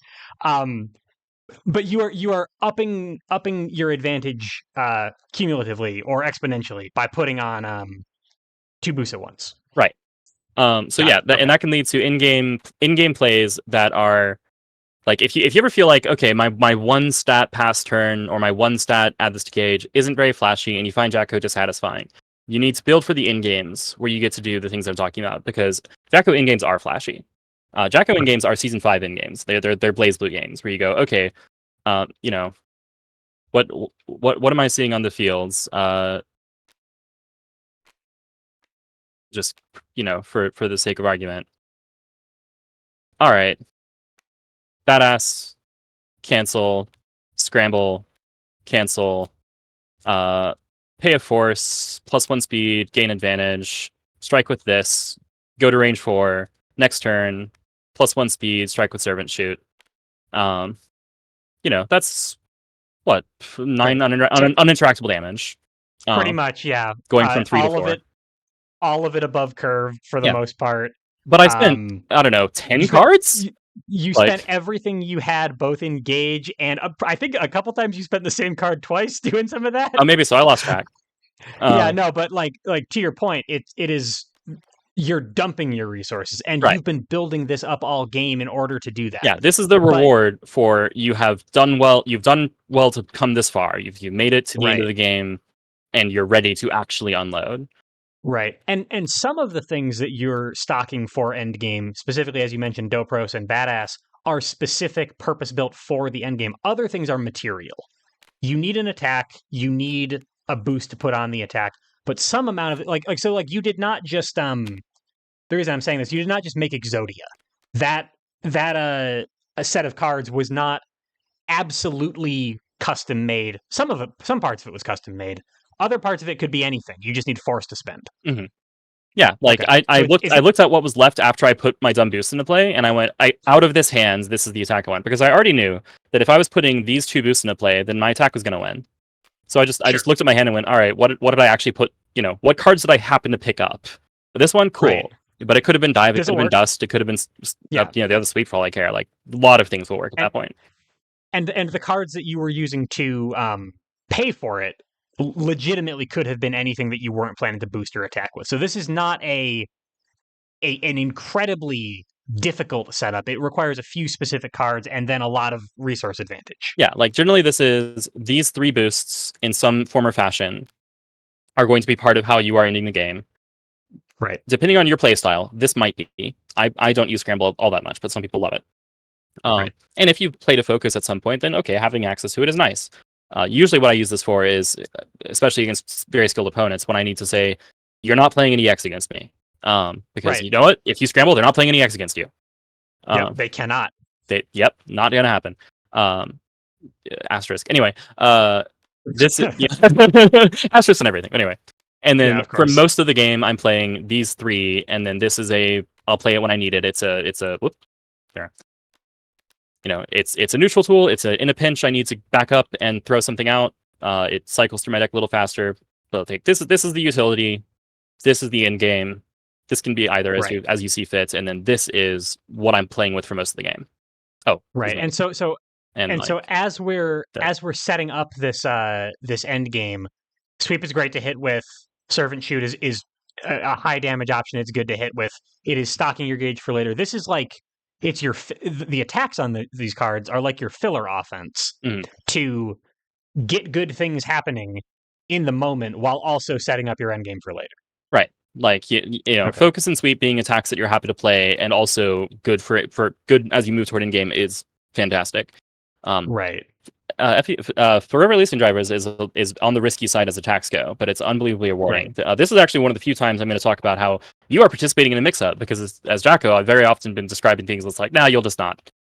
You'll just do it yourself. Right? Yeah, you'll just make something cooler than that mix-up that they wanted to play, and make sure that they can't do anything about it.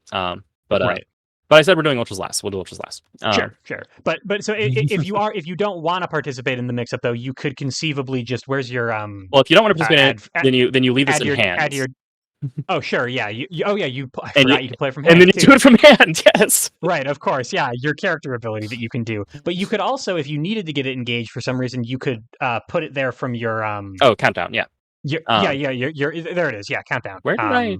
Which what is did I do over with countdown? Here. They're up here. Oh, okay. Thank you. I gotcha. All right. They were part of the force you spent they were the instant boost, on your right. So I threw them all away. On your to pay for that nuclear bomb you made. Yes. Most notably, I would not even consider making this my payout. right? This is like Right. a payout that will happen Right. incidentally if my opponent let me build up boosts over time. But this is not how I'm ending the game. I'm ending the game with a couple of boosts and a solid attack, and that's not what countdown is. Right. um, so yes, but yeah. So this boost is, oh, I needed that. Cool, now I have it. Okay, sure. So that gives you permission to play Juno, the awesome boost, sometime earlier in the game, and then put it back in your gauge if you were a little bit worried about whiffing Yeah. Elysian Driver. Yeah, exactly. Like Okay. you put this into play once, you benefit from it. It'll be in your discard pile, and then sometime before your reshuffle, you can get it back into your gauge. Right. The only reason not to do that is that maybe you'll want to pull something else back in your gauge because there's a lot of cool things in this deck. If you don't have badass, you probably want it. Sure, definitely. Like it's lots of good things. But yeah, so that's kind of how in game shakes out. Let's see. That's what we're playing toward. Yeah, this kind of shape. And by the way, as noted, as alluded to, but to be very clear, it's not that important which of these are in hand and which are in gauge. But the benefit of that is you don't have to hold everything in your hands at one time. Oh yeah, Like yeah, and I mean, and being able to play sweep as an attack and then get it back later is awesome too. It also means like your opponent can't parry these. right. Your gauge is mostly uninteractable. Yeah, they can't use Ukemi to get rid of them. They can't use parry to get rid of them. Like they're just going to be there. Most Right. Yeah, asterisk, right? But generally speaking, people are not discarding cards from your gauge. That's a very uncommon effect. Right. Right. Yeah. I mean, Eno has her ultra boost. Yeah, and that's a very rare boost for her to play. Maybe against Jacko, she plays it more often because of this. If she's trying to snipe something specific, then she might. But when I gave the Eno guide and went, you're almost never using this effect. If you are, it's because you have a very specific thing that you're trying to shoot down. Exactly. Okay. and Jacko is a character who cares. And it's a character where that might be true. If you look at Jacko and she has one card engaged, and it's this card, you go, oh, maybe I need to kill that. Right. I need to get rid of that really fast. But most people can't. I get you. Most people can't. When you're Jacko, you're like, okay, this is safe. This is secure. And then you can throw away everything else in your hands to get a fresh hand of cards that are more useful to you than whatever you have right now. Right. That's the other flip of the ultras, by the way, is that this is two perfectly good fours for changing cards, and then it will be in your discard pile to be recurred with Summon Servant. Right. So, right, sure, that makes sense. If you can't afford to spend a card, play this boost, and play an attack, well, then you probably are pretty happy to spend a change cards action to draw a bunch more cards. And to get some boosts that you would like to play or some attacks that you'd like to stock and engage for later. Yeah, to have more options. Yeah, because you spend a lot of resources. Your hand size will diminish rapidly when you spend everything from hands, and you're a bad wild swinger, which means that you need to be looking for reloads, and that's very often going to be your change cards action. Okay. Like it is, I have ultras that they are worth 2 force. I already boosted this one, or I got one engage. Let's start seeing what I can do. If you start preparing, you're spending a lot of turns, and that's not the most efficient thing, generally speaking. Right. Like the only thing that offsets that is that if you're able to maintain a steady stream of boosting your draw things, where you go now draw one, hit draw one, hit draw 3, maybe, but like you have enough of that going around, but it's not all in one place. So there will occasionally come times when you need to do a reload. Yeah, you've got nothing good in your hand. A couple turns have gone bad. You haven't gotten stuff in your gauge yet. You can't really make your attacks. You need ammunition. You need options. Yeah, and so be willing to spend ultras on that, because as awesome as they are, it's important that you have a hand that you can play from, because you're not very good at playing from your deck. Sure, makes sense. Okay, cool. We talked about Iron Pumpkin. We talked about Chain of Chiron. Yep. We talked about kick, or that's not what it's called. Shoot. And she is kicking the servant. That's what's actually happening here. Right. Anyway. All right. Cool. So this looks like an attack. This is a boost action with stats on it. Okay. So range 2 to 6, speed 2, power 3. We have great range, but otherwise extremely underwhelming. And 6 guards, so at least there's that. So you're probably not getting stuns.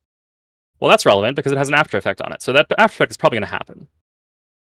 You may play and sustain, meaning it's not discarded at the end of strike, a continuous boost from your hand or gauge.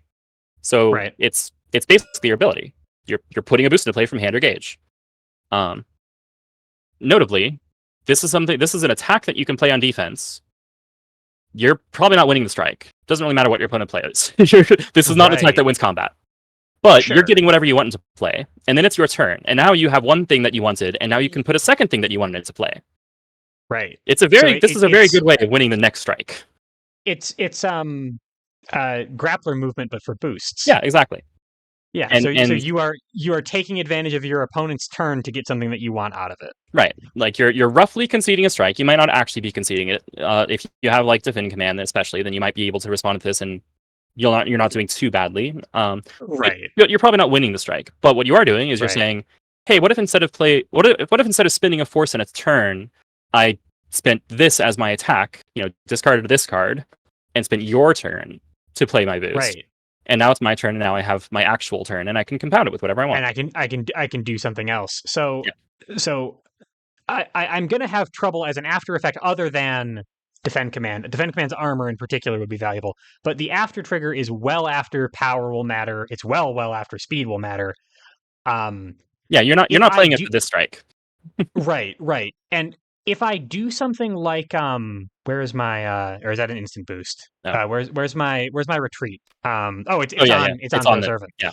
If I play throw servant at the after timing, do I back up? Yes. Okay. Yeah, you do that now. Effect. And then I get the hit draw 1 for next turn. Okay. Yeah, because you're already past the point where you could have hit, so that hit won't matter. That's Now, already happened, but now it but does. right. Okay. Yeah, Okay. and let me point out, because you mentioned the armor here. No, the armor here is not helpful because this after puts this into play. Now this after is in play. You lose your armor. You lose all. Right. Okay. Yeah, so you're not installing it for this strike. You're installing it for next strike. Right. By the way, That makes sense. I mentioned earlier Jacko Jank. The reason these say you may add this to your gauge is because of Throw Servant. The only reason not to add them to your gauge is because you're sustaining them. All right, sure, that makes sense. And otherwise you would put them into play, and then on hit they would go away, and you might not want them to go as an after. So it's this one, right? I'll sure, two attack commands, but with defend command it is after. So you're like, all right, after I'll throw this out from my gauge into play. Oops, goes back to my gauge. Right? No. Right. Right. I've gotten nothing out of it. Yes. I actually lied about attack command. Sorry, that one's for this one, but we'll come back to that. It's for sustain effects. Like the reason that you may add to gauge is because you're sustaining them. In all other cases, if you're not sustaining the boost, add it to your gauge. That's just better than discarding it. Sure. But yes, so you play something and sustain it, so you can get your Let's Rock into play, you can get your defend command into play, you can get Vopros into play, whatever. You can also do the funny thing where you put Faultless into play and then your turn starts, so it goes to your gauge. It just goes to your gauge right away. Yeah. Yep, because your turn started. So if you do, so that's a fine thing to do if you have just in hand where you put it into play and then it goes to your gauge. Right. Maybe don't spend it from gauge to do it. No, that's a little silly, although it is funny. Right. So I wouldn't argue with that, but yeah, I mean, and this can be anything, right? So this can be any of your in-game setup pieces where you go, well, okay, instead of spending a force and a gauge to make all these things happen, I spent my opponent's strike and probably some amount of life. You're probably losing the strike. Sure.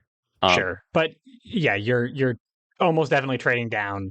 But you're probably going to get most of what you wanted out of that strike. Yeah, and you're trading down if you're hitting at all. Like I'm most commonly when I play Throw Servants, I'm playing it at range 1, knowing full well that I'm not hitting.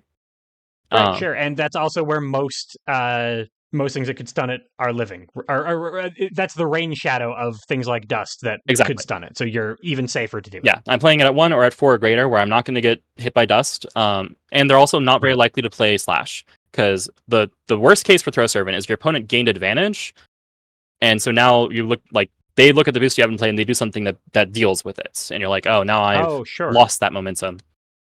Right, and unless you have another copy of Throw Servant around, they'll strike, having done something, canceled something in order to get rid of that the threat of that boost, and now it has to go away because that sustain doesn't happen again. Exactly. Yeah. Okay. So like that's kind of the worst case is the opponent gained advantage and can deal with this. The good news is that this is an after timing. By the time you get to this, you know whether your opponent's getting advantage, so you can just decide not to do it if you're going to lose it, or you can decide to put something into play that is reasonable, right? So like you put Badass into play and you're like, all right, well, even if they have advantage, now they're dealing with Badass. Yeah, like I have an edge. Scary enough. Yeah, that's scary enough that you might sometimes play Badass and pass turn, and that's like giving your opponent advantage anyway. Yeah.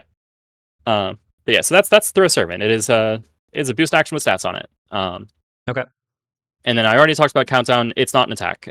It is its value as an attack is in the very unusual circumstance that your opponent decided to let you build up boosts, or, and this is actually slightly less rare in my experience, they competed with you. They said, oh, you boosted stats, now I'll boost stats. And then this happened like 4 more times.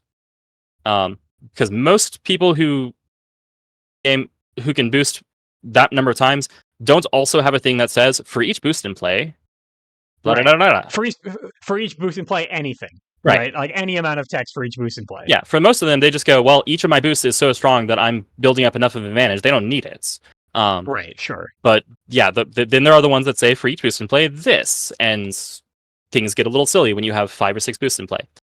They're still not amazing. This is still at its best. This is going to have like very silly deltas, but it probably still wasn't worth the time you spent on it. The benefit of it is that, let me put it this way: if you have 0 commitment and you throw this out just to lose less, and that's a perfectly fine play, and my claim is that it is. Well, then if you both have equal commitments and you do the same thing but you also hit, well, that's a little better. Right. It's like it's net 0 commitment but slightly better upside. Right. Okay. Yeah, there are, look out for people who do have for each boost and play whatever. You'll get murdered by Linne from Undernight. Oh yeah.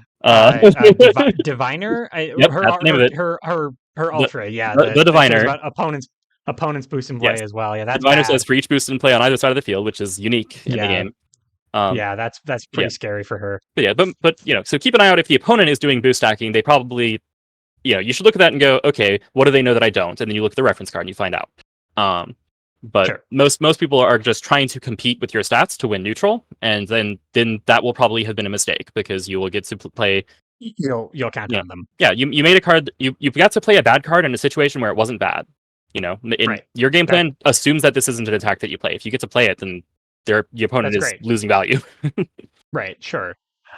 And before we move on from Countdown, I do want to shout out the wonderful stat line. I insist that it has 4 guard, 3 armor, 2 speed, 1 power, and 0 range, not the other way around, because it's not called count up. Yeah, it's very important that we give that stat line in the reverse order from every other card in the game. Exactly. Yeah. So well done to the mad geniuses on the Guilty Gear Strive design team. Thank you for this stat line. I think it's very funny.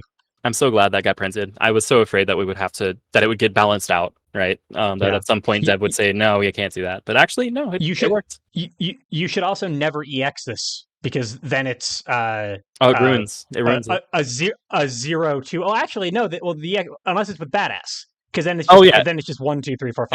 Then it's fine. Yes, but if you just play the EX, then it becomes 0, 2, 3, 4, 5, and that's and that's ugly. Oh, awful. Yeah. Yeah. I'm glad we're on the same page. That's Countdown. Yep, absolutely. So that's Countdown, and that's all of our specials and Grasp. Yeah, all of our specials and Grasp. That is good. Yep. All right. Cool. All right. So let's talk about the attacks that are actually attacks. Okay. I mean, to be fair, Servant Shoot is an attack, and Chain of Cards kind of an attack, but these are a bit different. These have actual stats on them. So this is a 1, 2, 4, 6, which is a on curve at range 2. 4 power is not amazing, but honestly, your power values are not very high. You'll take it. Speed 6 is notable. It means it's on curve at range 2 with any speed bonus, which we notice you have a lot of those. It'll be above curve. And on hit, you may sustain one of your boosts, and you gain advantage. That's why this costs 3 gauge, because this stat line would not deserve 3 gauge. What you're spending 3 gauge for is, I put a boost into play, I struck with this, that boost is still in play, it's my turn again. Now I can put another boost in play and strike with something else. I put another boost in play, right, okay. It is the exact endgame I described earlier with this boost, but as an attack, where you are gaining advantage and sustaining a boost on the attack. Right, sure. And, 3 gauge is a lot, but if you are ready to end the game, then that'll do it. Right. Only one of your boosts, by the way. Sustain one of your boosts. And I was about to mention that at the same time, though, you mentioned earlier that Jacko is a 1 boost and strike kind of player for the most part, maybe 2. So it's not that bad to only sustain 1 of them. Yeah, especially when the boost is something like this, where you strike, they are wild swinging, you gain advantage. You're playing on curve, so their wild swing is probably not beating it. You hit. Right. Now you get to play any boost you want and strike, and they must wild swing again. This is yes. Several times this has been my setup for ending the game, and a few times it's backfired because they wild swung the one thing that I forgot that they had. But they wild swung it. They wild swung it twice. Yes. Well, they wild swung the DP the first one, and I got stuns actually. But anyway. Oh, okay. If your opponent has a speed 7 range 2 attack, pay attention to Right. that. Is the moral? Right. There's the lesson there. But anyway, Yeah, you can't afford 3 gauge to whiff. no, you really can't. You really can't. So and three gauge and also pay to force and boosted this. Like you're committing a ton to that. So be mindful. I will note a few non-bows that are deliberate. +1 speed, hit gain advantage. Hit gain advantage. Getting advantage twice is nothing. Yes. If you gain advantage twice, it's the exact same as if you gain advantage once. Right. So this is just a +1 speed boost, but sustaining it means that this applies to your next attack. So it's still worth playing. Just note that the hit gain advantage doesn't do anything here. Right. It's like I will still do Juno, Cheer Servant on, sustain Juno, because then my next strike gets the strike advantage. Right, and your next strike is happening right now. Yes, and it's my turn. Yeah, exactly. So that's the reason that this is still a viable play, even though the advantage does not stack. Right. And then here's what I was talking about earlier, where hit, you may add this to your gauge. Hit, you may sustain. If you're sustaining it, then don't add it to your gauge. You probably don't want to add it to your gauge. You'll hit it later and you'll sustain it, or you'll bring it to your gauge then. Exactly. If you end up in a situation like this because you actually had 4 gauge, where you did badass cancel then attack commands, then by all means sustain this one, add this one to your gauge, right? Because you have the choice. All right, sorry, I wanted to talk a little about the execution of Cheer Servant on. I think you're about to say something, but I don't know if I just had a question for how much we've been talking about your gauge and how much we've been talking about things coming into and out of your gauge, and even how much we've been talking about how easy it is to get things in your gauge. I don't actually have a sense of how playable a 3 gauge ultra is. It clearly it's an investment to do this. Yeah, but it is. Is it something that is practical to do with all of the other things we have going on? I assume that it is a very tough decision because of how Jacko is as a character. It's so 3 gauge is significant, but it's not unplayable. The reason that this is way more than 3 gauge is because it's partly because it's an ultra, which is 2 force, and that's important to change cards, but also because you're choosing between spending 3 gauge or gaining 2. Oh, sure. And that's the actual difference here. Is that are you like 3 gauge is expensive, and doable. I'll talk more about the doability of it because the 2 gauge one is still something that you'll hesitate to play because 2 gauge is still non-trivial. It's just that the reward is higher. The reward of landing Cheer Servant on is not that you get a cool boost in your gauge. It's just that you landed this and you got to sustain a cool boost and got advantage and hopefully you're in the game. But yeah, I still recommend this only as a game-ending play because 3 gauge is a huge investment, and also you are not playing Perfection Can't Please Me, and you're not changing cards to rebuild your hands, and those are very significant. And follow-up question about Perfection Can't Please Me, which we talked about at the very beginning as specifically a way to get yourself to your Exceed mode. Mm-hmm. Are you also just playing this boost in neutral to stock gauge in the mid game? Yeah, although I wouldn't even. Yeah, I would say generally I prefer not to play it in neutral because if I'm at neutral, I can probably do something that wins the strike on the next on my turn right now because I'm Jacko. Okay. But if I have established pressure, or if I've just won a strike and now I'm actually out of resources or down on hand or whatever. But and by the way, usually if you're in this situation, this is part of experience. This is part of general Exceed fundamentals, right? Is if you blew out all of your hand except for 1 card, then that last card should be something that you can use to respond if your opponent strikes or you have made a mistake. So if you had 5 cards in your hand and now you're down to 2, they're probably going to be something like Focus and Cross. You want them to be reliable options for whatever range you happen to be at. But yeah, so sorry. Anyway, in that situation, right? You go, okay, I have something to do on their turn. Go do it. Now I can boost this because I'm doing what other people would say. I'm committing to losing the next strike. I'm just going to prepare. You say I'm committing to losing the next strike. I'm going to change cards or boost this. Right. Like you're this is something that I'll play not when I'm actually at neutral, because when I'm at neutral, I'm winning because I can say I'm not neutral anymore. Just take my turn and go. Actually, now I have a boost in play and I strike. You need to lose the strike. But immediately after after I've capitalized, after I've spent my resources, or if my opponent has built up something and I've already decided that I'm losing, I'm looking at their soul boosted power past turn and he has 4 gauge. I'm like, okay, cool. I'm dead next turn.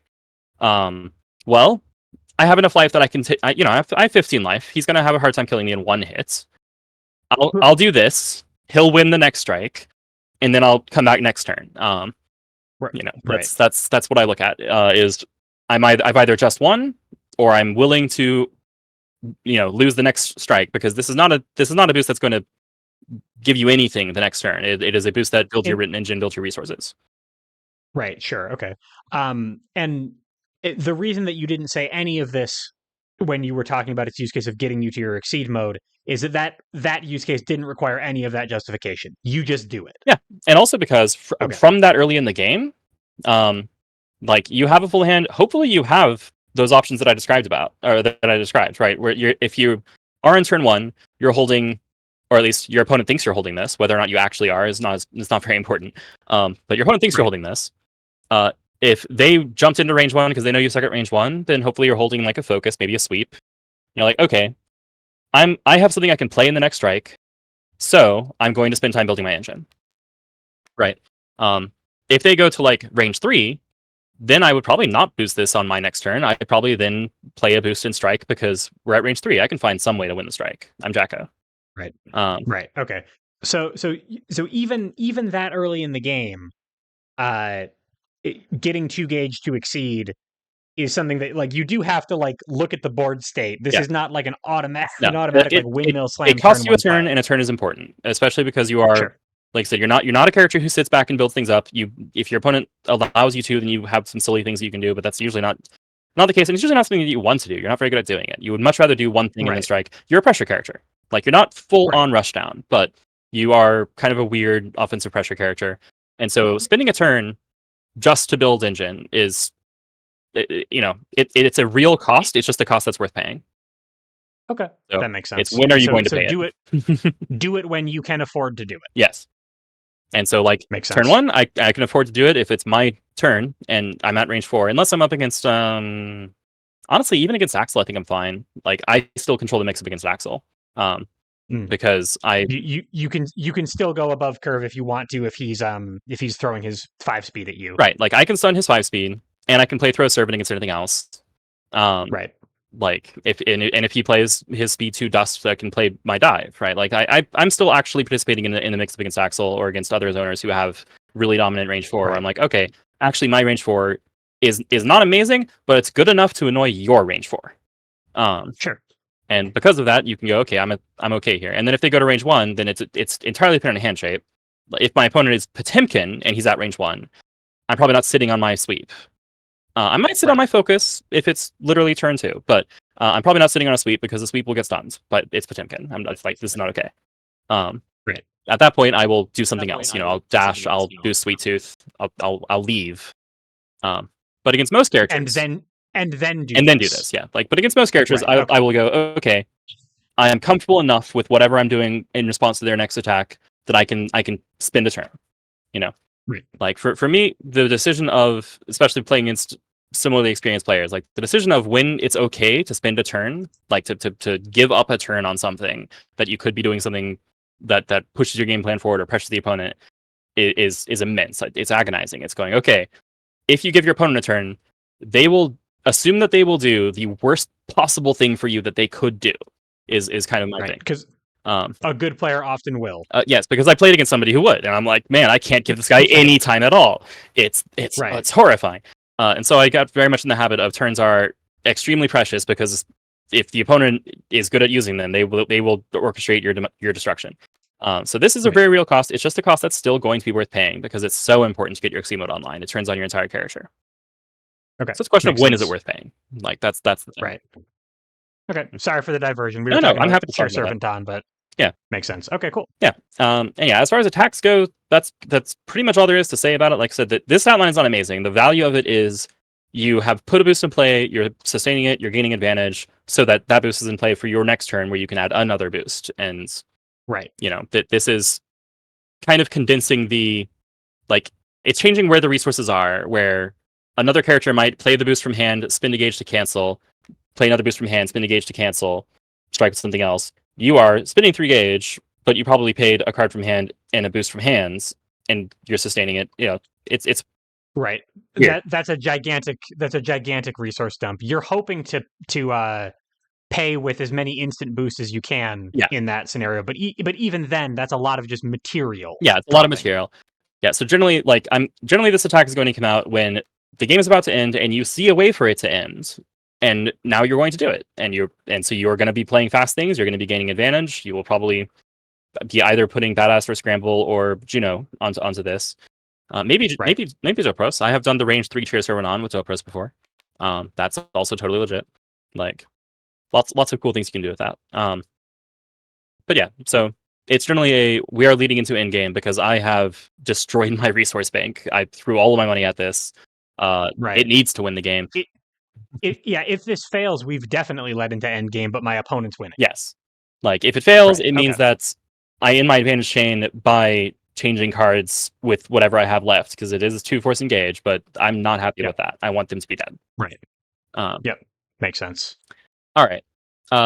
And yes, the 3 gauge cost is also a -2 of the boost potential, which is the really significant part of it.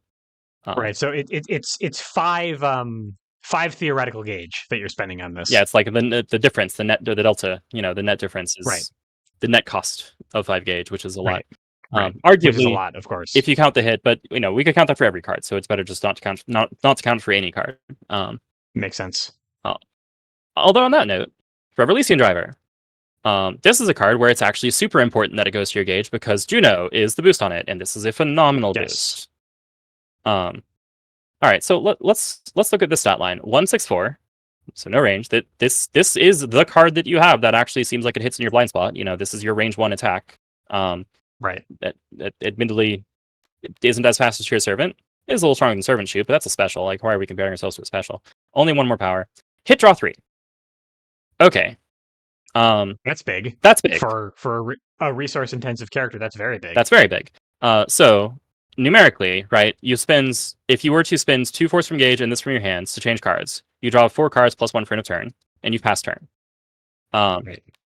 Striking with this is you're spending the 2 gauge. You're spending this from your hands, but it's going back to your gauge on the hits.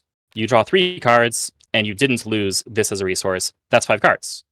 Or as a boost, right? So the or rather, that's up 3, which is the 2. The math's right. I'm saying the math badly. So again though, so the material you're gaining is one part of the benefit here, but also you're not discarding the boost. Right. It's the material value of there's an ultra, and also that this is now an option for the rest of the game, and this is a very, very scary option.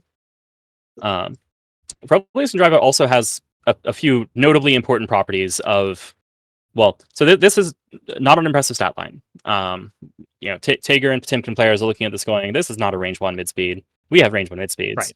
Right. But let me show you. Yeah, like they're hitting for 7 or 8 or whatever. Soul plays the boost and then hits for 9, whatever. Right. Well, okay, with a boost, this hits 7 pretty easily. You've got a bunch of power boosts all over the place. The main and so how should I put this? These stats are mediocre, but they're just good enough that you can use them as the basis for your alchemical concoction to make them a lot of things. So it's Elysian Driver is like just on the cusp of a couple different breakpoints, it seems like. Right. It's for guard, makes it a valuable counterattack where you can respond with it against slash, and it will at range 1 be just about anything that isn't grasp. And hey, okay, I guess they could play cross, but if they're crossing, why are they crossing again? Awesome. You don't want them to be at range 1 anyway. Yeah. Anything with power makes it 7 power, which stun sweep, which is pretty significant because that is the worst thing that you can get hit by in most cases. Range tends to be a little awkward in that it only brings it up 1 point of curve. You generally want to do something like badass cancel range, and then this number starts to get a lot better. And now you're also investing way more into it. You are investing significantly more into it, right?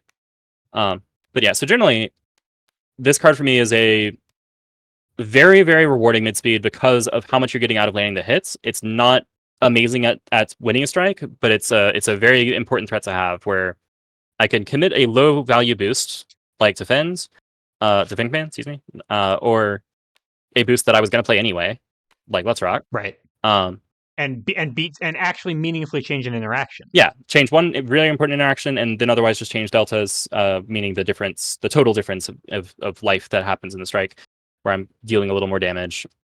Right.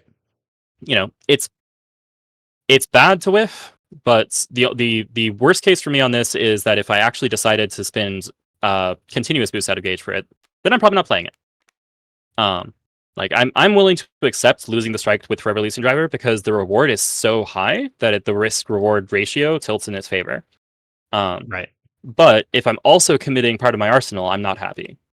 If I have at least 2 instant boost engage, then this is part of my mix-up. This is Okay. the only thing that I'm playing generally that is, well, okay, the only non-normal that is a mix-up where I'm really trying to actually participate in a mix-up. And the reason that it tends to work is because the opponent knows that at range 1 you're playing Focus and Sweep. Sure. And do they play Grasp against Focus and Sweep? No, probably not. Probably not. No. Not generally.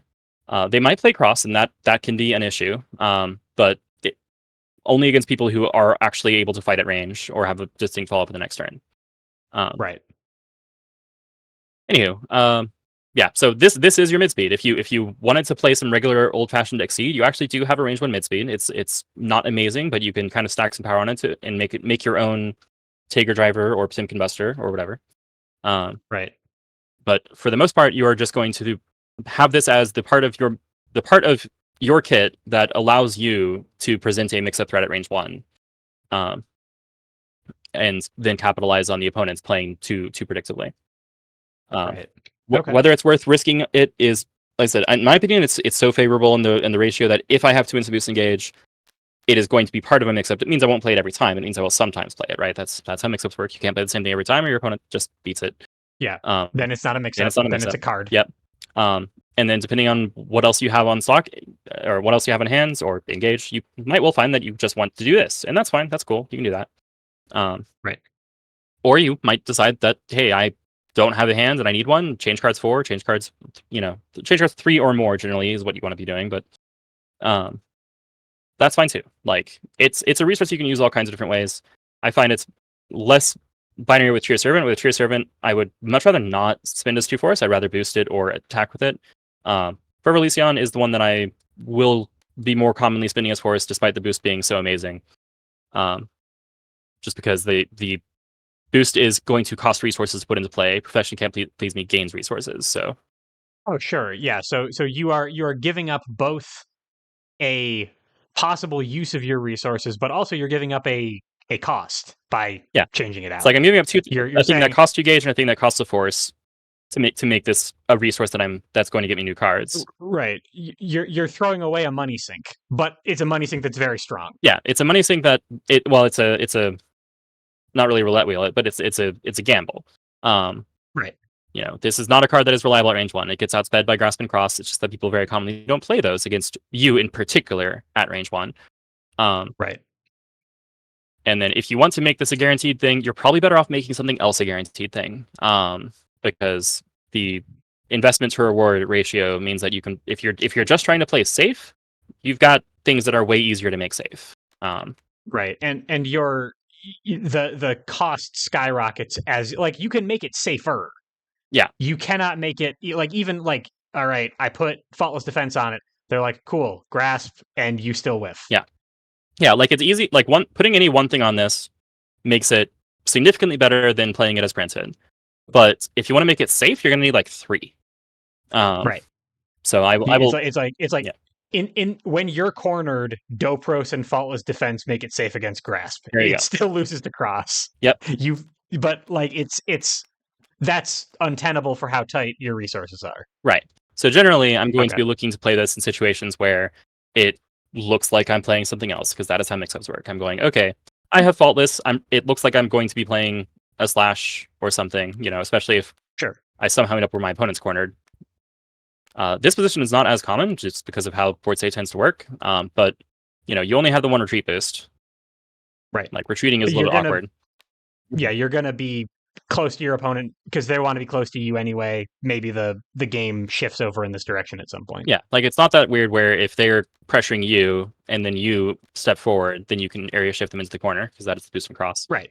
Right. Yeah, it's like that can happen. That's a pretty acceptable situation where you are threatening an obvious play and you play a thing that is significantly more rewarding. That's just the nature of mix-ups. But yeah, if my praise for it seems faint, I love how rewarding this is. I personally love playing this. I love playing both sides of it.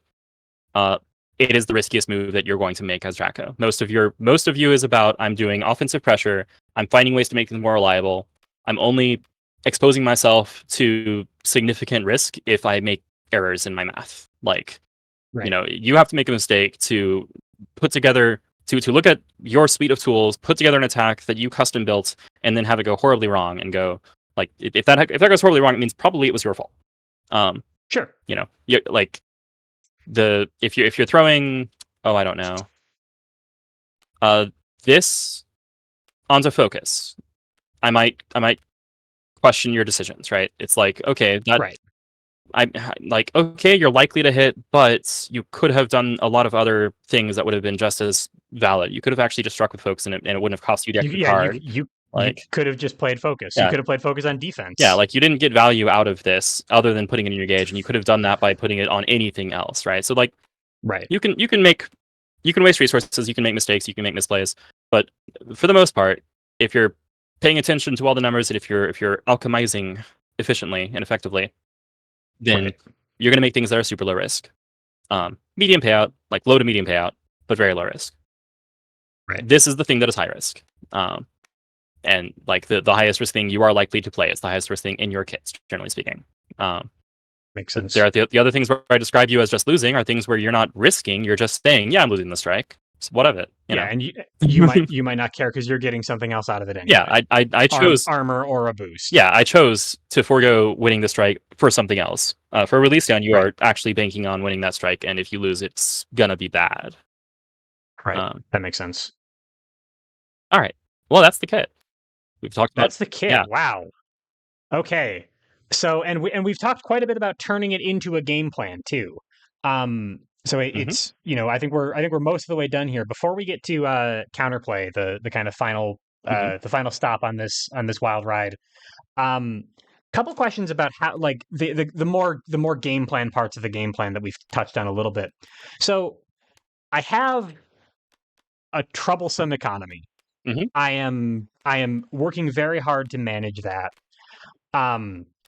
In terms of like the ratio on how frequently I'm probably not striking very often if I'm not using this ability, right? Like I'm custom building attacks, and that means that I'm probably not just doing anything, just without this ability. You are seldom taking the raw strike action, although it's fine to do it sometimes, but like just striking by setting a card from hand and doing nothing fancy is, probably not going to happen all that often. Right. And I'm going to have to be changing cards with ultras to afford some of the stuff. This does all cost a force. Even if it's coming from gauge, it's 2 cards from my hand probably every time I'm attacking. How often am I prepping? I know that you don't like to prep, especially as an offensive pressure character. You're going to want to maintain tempo. How it's just the card draw from Let's Rock. You have enough consistent card draw. This is recurable.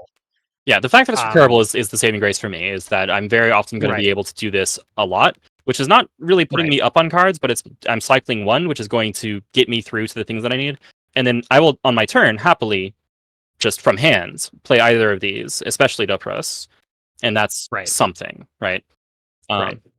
Sweet Tooth is also, it's again weird because it's a cycle, not a draw, but it's also something that I'll use pretty handily. And the retreat means that it often will buy me a little bit of space if I just play from hand and pass turn. Like, that's acceptable. Right. And this all of these tools together with your change cards, with maybe the occasional prep if things have gone wrong, that is getting you like by the skin of your teeth. You are never going to be comfortable with resources. If you were going to do that, you should go play like Anji or somebody. This is not the character where you are ever going to be comfortable.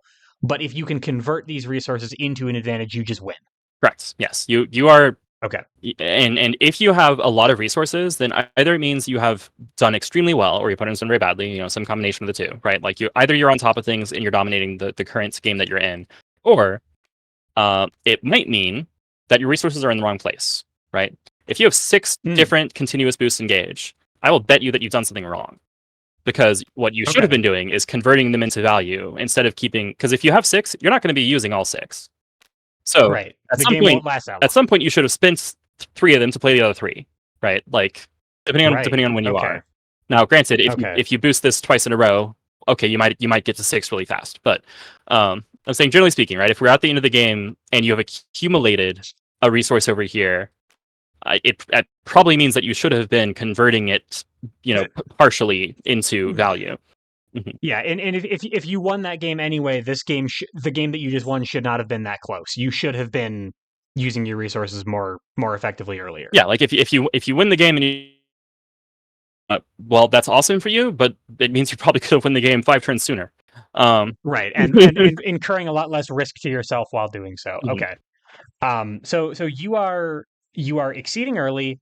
You are playing strong pressuring offense with your boosts.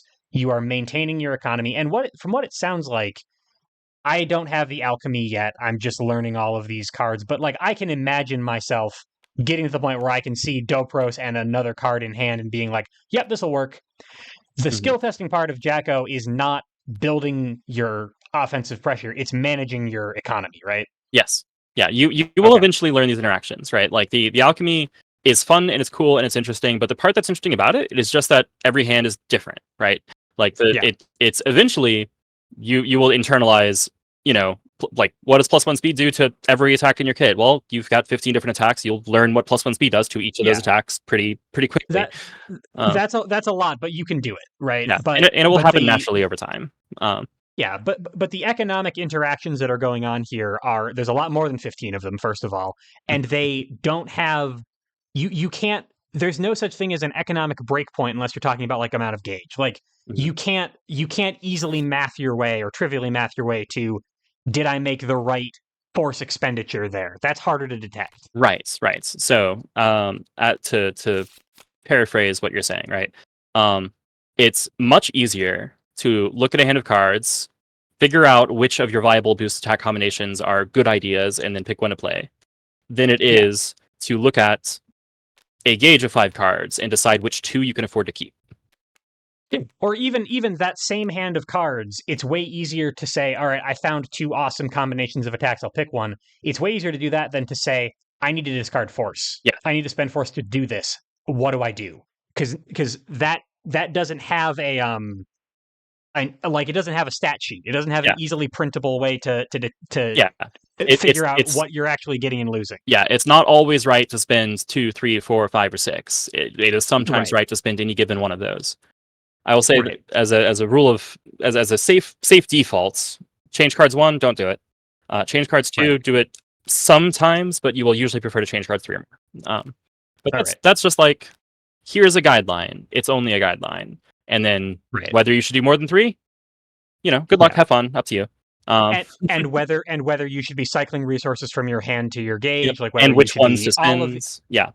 Yeah, this is the hard part. Yeah. So for people who are watching this, before the reason I mentioned this before we get into counterplay is that one of the counterplays to Jacko sounds like she's really hard. Yes. And it like if you are not if you are just trying this character out for the first time against a person who either knows what she's doing or against a person who just knows their character quite well, it seems like you're just going to take a couple L's as you're figuring things out. And that's okay, so don't get discouraged about that. This is hard. Yeah, like get comfortable with your engine. You are learning a character that is one of the harder characters in the season, at least in my opinion, in the set. Yeah. So just like in any fighting game, right? Like don't expect to win your first games, whether against friends or in online lobbies. Like expect to go in, and even if you spend some time labbing, even if you spend time staring at cards, putting things together, you're probably still going to miss things. You're probably still going to make mistakes. You're probably still going to go, oh. And by the way, this is relevant to counterplay as well. But the most common form of mistake is not going to be, I made a math error, right? Oh, I didn't realize that attack was, oops, I played plus speed focus. You're not going to make that kind of error nearly as often, though you will sometimes, as you're going to make the error of, oops, I spent my second copy of X. Right. That's the most common mistake you're going to make, is you're going to realize that you no longer have access to something that you need access to. Your opponent notices this, and they are no longer afraid of that corner of the mix-up, and now they are going to pummel you into submission. Right. And you're, like, honestly, D, you're lucky if you notice that. If you notice that, you're doing well. Yeah. It means you're learning, right? So part of the learning process, learn to pay attention to that. That's true, yeah. Pay attention, like, if you lost, it's not because you lost that strike. It's because 5 turns ago you gave up your second copy of Dust. Yeah, in all likelihood. Yeah. Those decisions matter. This has been Mindset Motivational Corner with Gearface and D. I'm not. I think that's valuable information. I didn't mean to turn that into the a segment of the guide, but No, I it's think good. that is useful, especially for a difficult character. Yeah, it's really good to keep in mind that if you're losing and you can't figure out why, well, by all means, ask around in the community first of all. If you're part of the online community, if you're not part of the online community, fine and good. There are guides you can read. If you're not watching things online or reading things online, how are you here? But anyway, yeah, how did you do this? How are you hearing? But regardless, you're 2 hours into this guide. If somehow you're hearing this and you have access to no online resources because you downloaded this before you went on a vacation, I don't know. Then and you can't figure out what it is that you're losing. The thing to inspect is, what are you missing? When did you lose it? And if you can't figure that out, then at that point you start to have to pay way more attention to your games. And that's hard. So expect to take losses and not understand why at first. Be okay with just getting comfortable with the engine. Get your feet under you. Get your cool character animations under you as you learn what is going on with all of these pieces. Then start to assemble them together in fun ways. Like, just try to do individual things that matter. Like, look at a hand and go, can I make a cool attack that I want to play? Right. And figure out ways to do that. Like, once you get comfortable with the alchemy, then you can actually start playing the character. And then you can start doing the hard stuff and learning how to actually manage resources and how to actually struggle through life of, I'm a pressure character who doesn't have very good economy. Right. That's hard. It's not like grappler neutral hard, but it's pretty hard. And then it has some similar difficulties in terms of, you will care about which resources you're spending and how you're spending them and when you're spending them. Which, strong offense is pretty hard in Exceed, but it's also really interesting. But anyway, don't hesitate from it. I love this character. I think she's awesome and tremendously fun to play. Very, very satisfying. Every hand is interesting and every game is a challenge. And then I do something and the opponent can't do anything about it. Anyway. I wish that we had started on this segue after we talked about counterplay, because that's actually a very almost inspiring place to leave the guide. Oh, I know. That'd be such a good. I mean, that was that was a good line. There's admittedly, all the counterplay that is covered in what we talked about, because what's the counterplay to a character like this? Pressure her, especially at range 1, as hard as you can. Yep. Right? If you give her time to build resources at the same rate that you are building resources, that's probably bad for you, because given equal resources, her turn is going to obliterate you, and your turn, I have no idea what you're doing in your turn.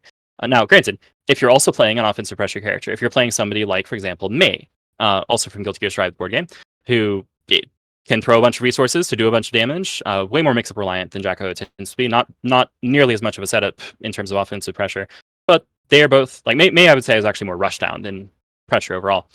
But in that matchup, pardon me. Oh wow, I spaced. Okay. My brain just turned off. What was I talking about? In that matchup, you were talking about May versus Jacko. Counterplay to Jacko, stay at range 1. Right. Yes. Okay. Thanks. And then segue into May. Yeah, you're both pressure of one form or another, but May honestly probably can just sort of wild swing a lot and do fine, and Jacko can't. Right. So if you're the opposing fighter, it's perfectly fine to wild swing against her setups to conserve your options, because if she spent the resources to set something up, you're probably not winning a strike. And then keep your hand intact by wild swinging on defense and just taking the loss and knowing that you're taking it. And then with your hands now, do something to her that she is going to struggle to resist, because she threw all her resources away during the last strike. The more you can pressure her on your turn, the more you can prevent her from having enough turns to rebuild her resources so that she can reinitialize her pressure, the better off you'll be. Yeah, so pressure, especially at close range, is the general counterplay. It's the thing that Jacko does not want to deal with, and it's not a thing that she's very good at dealing with. You will also, ideally, you'll want to get the hang of looking at her discard pile, because she's going to go through her deck a little faster than most characters, not necessarily the fastest, especially not in Strive, but she will start to burn through cards pretty rapidly. And keeping an eye out on what's left available to her can be very useful when you have things like parry. Depending on the set you're from, you might have reading. You probably have scramble if you're from Strive. not probably, excuse me, if you're from Strive, you have Scramble. You have something for sure. You have things you can do where you go, okay, based on what is left in that deck, what's in that discard pile, like she's building some sort of stupid hands that she's going to do something ridiculous. I need to go to a range where that's not relevant, or I need to put a boost in place that's not relevant, and then I need to force her to do something that she doesn't like. The more resources you can make her spend, the better. You're not generally going to be able to outrange her, but going to range 1 very often is outranging her. Like, it's just you can't go to 2 to 7 without being in range of something. Right. If you fight at range 8, cool, fight at range 8. Don't expect her to stay at range 8, though. Right. But yeah, it's largely going to be fundamentals based in terms of how you fight against her, because she doesn't have anything special in the way of mix-ups. What she is doing is she's managing a very difficult resource game so that she can maintain very effective, very dynamic offense. And if she's doing that right, resisting her offense is going to be next to impossible, which means that the best general advice I can give is conserve your resources by wild swinging, and then play as well as you can on your turn. Maximize value of every turn you get. This is one of those things where if you're playing against her, you probably shouldn't be preparing. Yeah, it also seems like this is the curse of all difficult to play characters, that the counterplay is much simpler than the game plan. Mm-hmm. Like what your opponent is doing to stop you is at the very least easy to it might be very, very hard to do in practice because Jacko is playing her game. But okay, I can go to range 1 and attack her. That makes sense. Like I can figure that out. Meanwhile, Jacko is doing 4D chess, trying to figure out a way through her hand, and her opponent is just like, all right, cool, let's just rumble, and you're gonna have to deal with that. Exactly. Okay. Yeah. So the difference is in reward, right? If Jacko manages to do her thing correctly, she's probably doing stuff that you cannot do. You cannot do, and you will struggle to deal with. Like, that's the point at which I don't want to do. We would have to do an entirely separate video about how do you deal with an optimally played Jacko or Rumless or other characters like that. Sure. Where we go into with your specific character, there would be 120 of these videos because everybody would have to have different strategies. Yeah, it's like it's maximizing that your ability to play that side of the matchup, and that's a thing. But yeah, if you sorry, I must be getting tired. It's all right. We're talking about same counterplay stuff. Just right, always difference in seems reward. like it's easier but more or less rewarding than your game plan. Yeah, because that's the flip of it, right? Is if she says I'm playing 4D chess, and if I succeed, it's going to be uninteractable, and if I fail, it's going to fail horribly, and you say I will go to range 1 and wild swing a bunch. It's much easier for you to do that than it is for her to do her thing. But if you're doing that, well, she still has normals. She still has sweep. She still has focus. She still has block. She still has grasp. She still has cross. She still has a bunch of cards she can play. They're just not going to be her specials. And if she manages to consistently play normals against your normals at range 1, then things will mostly be even. And then she has focus and badass in her gauge. So and like so there is she's still getting something. She's getting something out of your counterplay. Yes, but it's something that requires her to play the rest of her game effectively to actually make use of, because having those in her gauge is only worth so much if she has no attacks in her hands. Got it. All right, that makes sense. Anyway, the simplest form of counterplay is go to range 1, strike into her a bunch. When she initiates with a setup, then you wild swing. And that's an acceptable baseline, because things get really complicated once you go into evaluating options and looking at what remains. Being aware of the set as I described. Yeah. We'll save that kind of counterplay for like excessively excessive exceed, my follow-up series where I do a matchup analysis of every character versus every character. We'll get there someday, guys. Yeah, you thought I could only talk for 2 straight hours. We'll now have 20-hour videos. Perfect. D, I have to say, probably in terms of net knowledge gained on my part over the course of the video, this has to rank in like top 5 Excess Exceed videos. I went from not knowing anything about Jacko to thinking that maybe I got something to thinking that I had nothing to maybe having something again. So like knowledge was changing in both directions here. Good. Incredible work. I'm pretty sure I've got a baseline to start from on this character. Very excited to try to put it into practice. Very excited to fail. Very excited to keep trying. Excellent. Thank you so much, as always, for your time and for your expertise. Really, really enjoyed talking to you. My pleasure. Thanks for giving me an excuse to talk about characters that I love and that I find really interesting. So Of course, happy to do it. And people who are watching, I hope you enjoyed it. Hope you learned something. I certainly did. oh, if you did watch I'll this see in y'all like for the. one sitting, please drink water. It's been like 2 hours. Stay hydrated. Yeah, it's been. Yeah, please do. And I will see you all for the next one. Goodbye, everybody. Bye.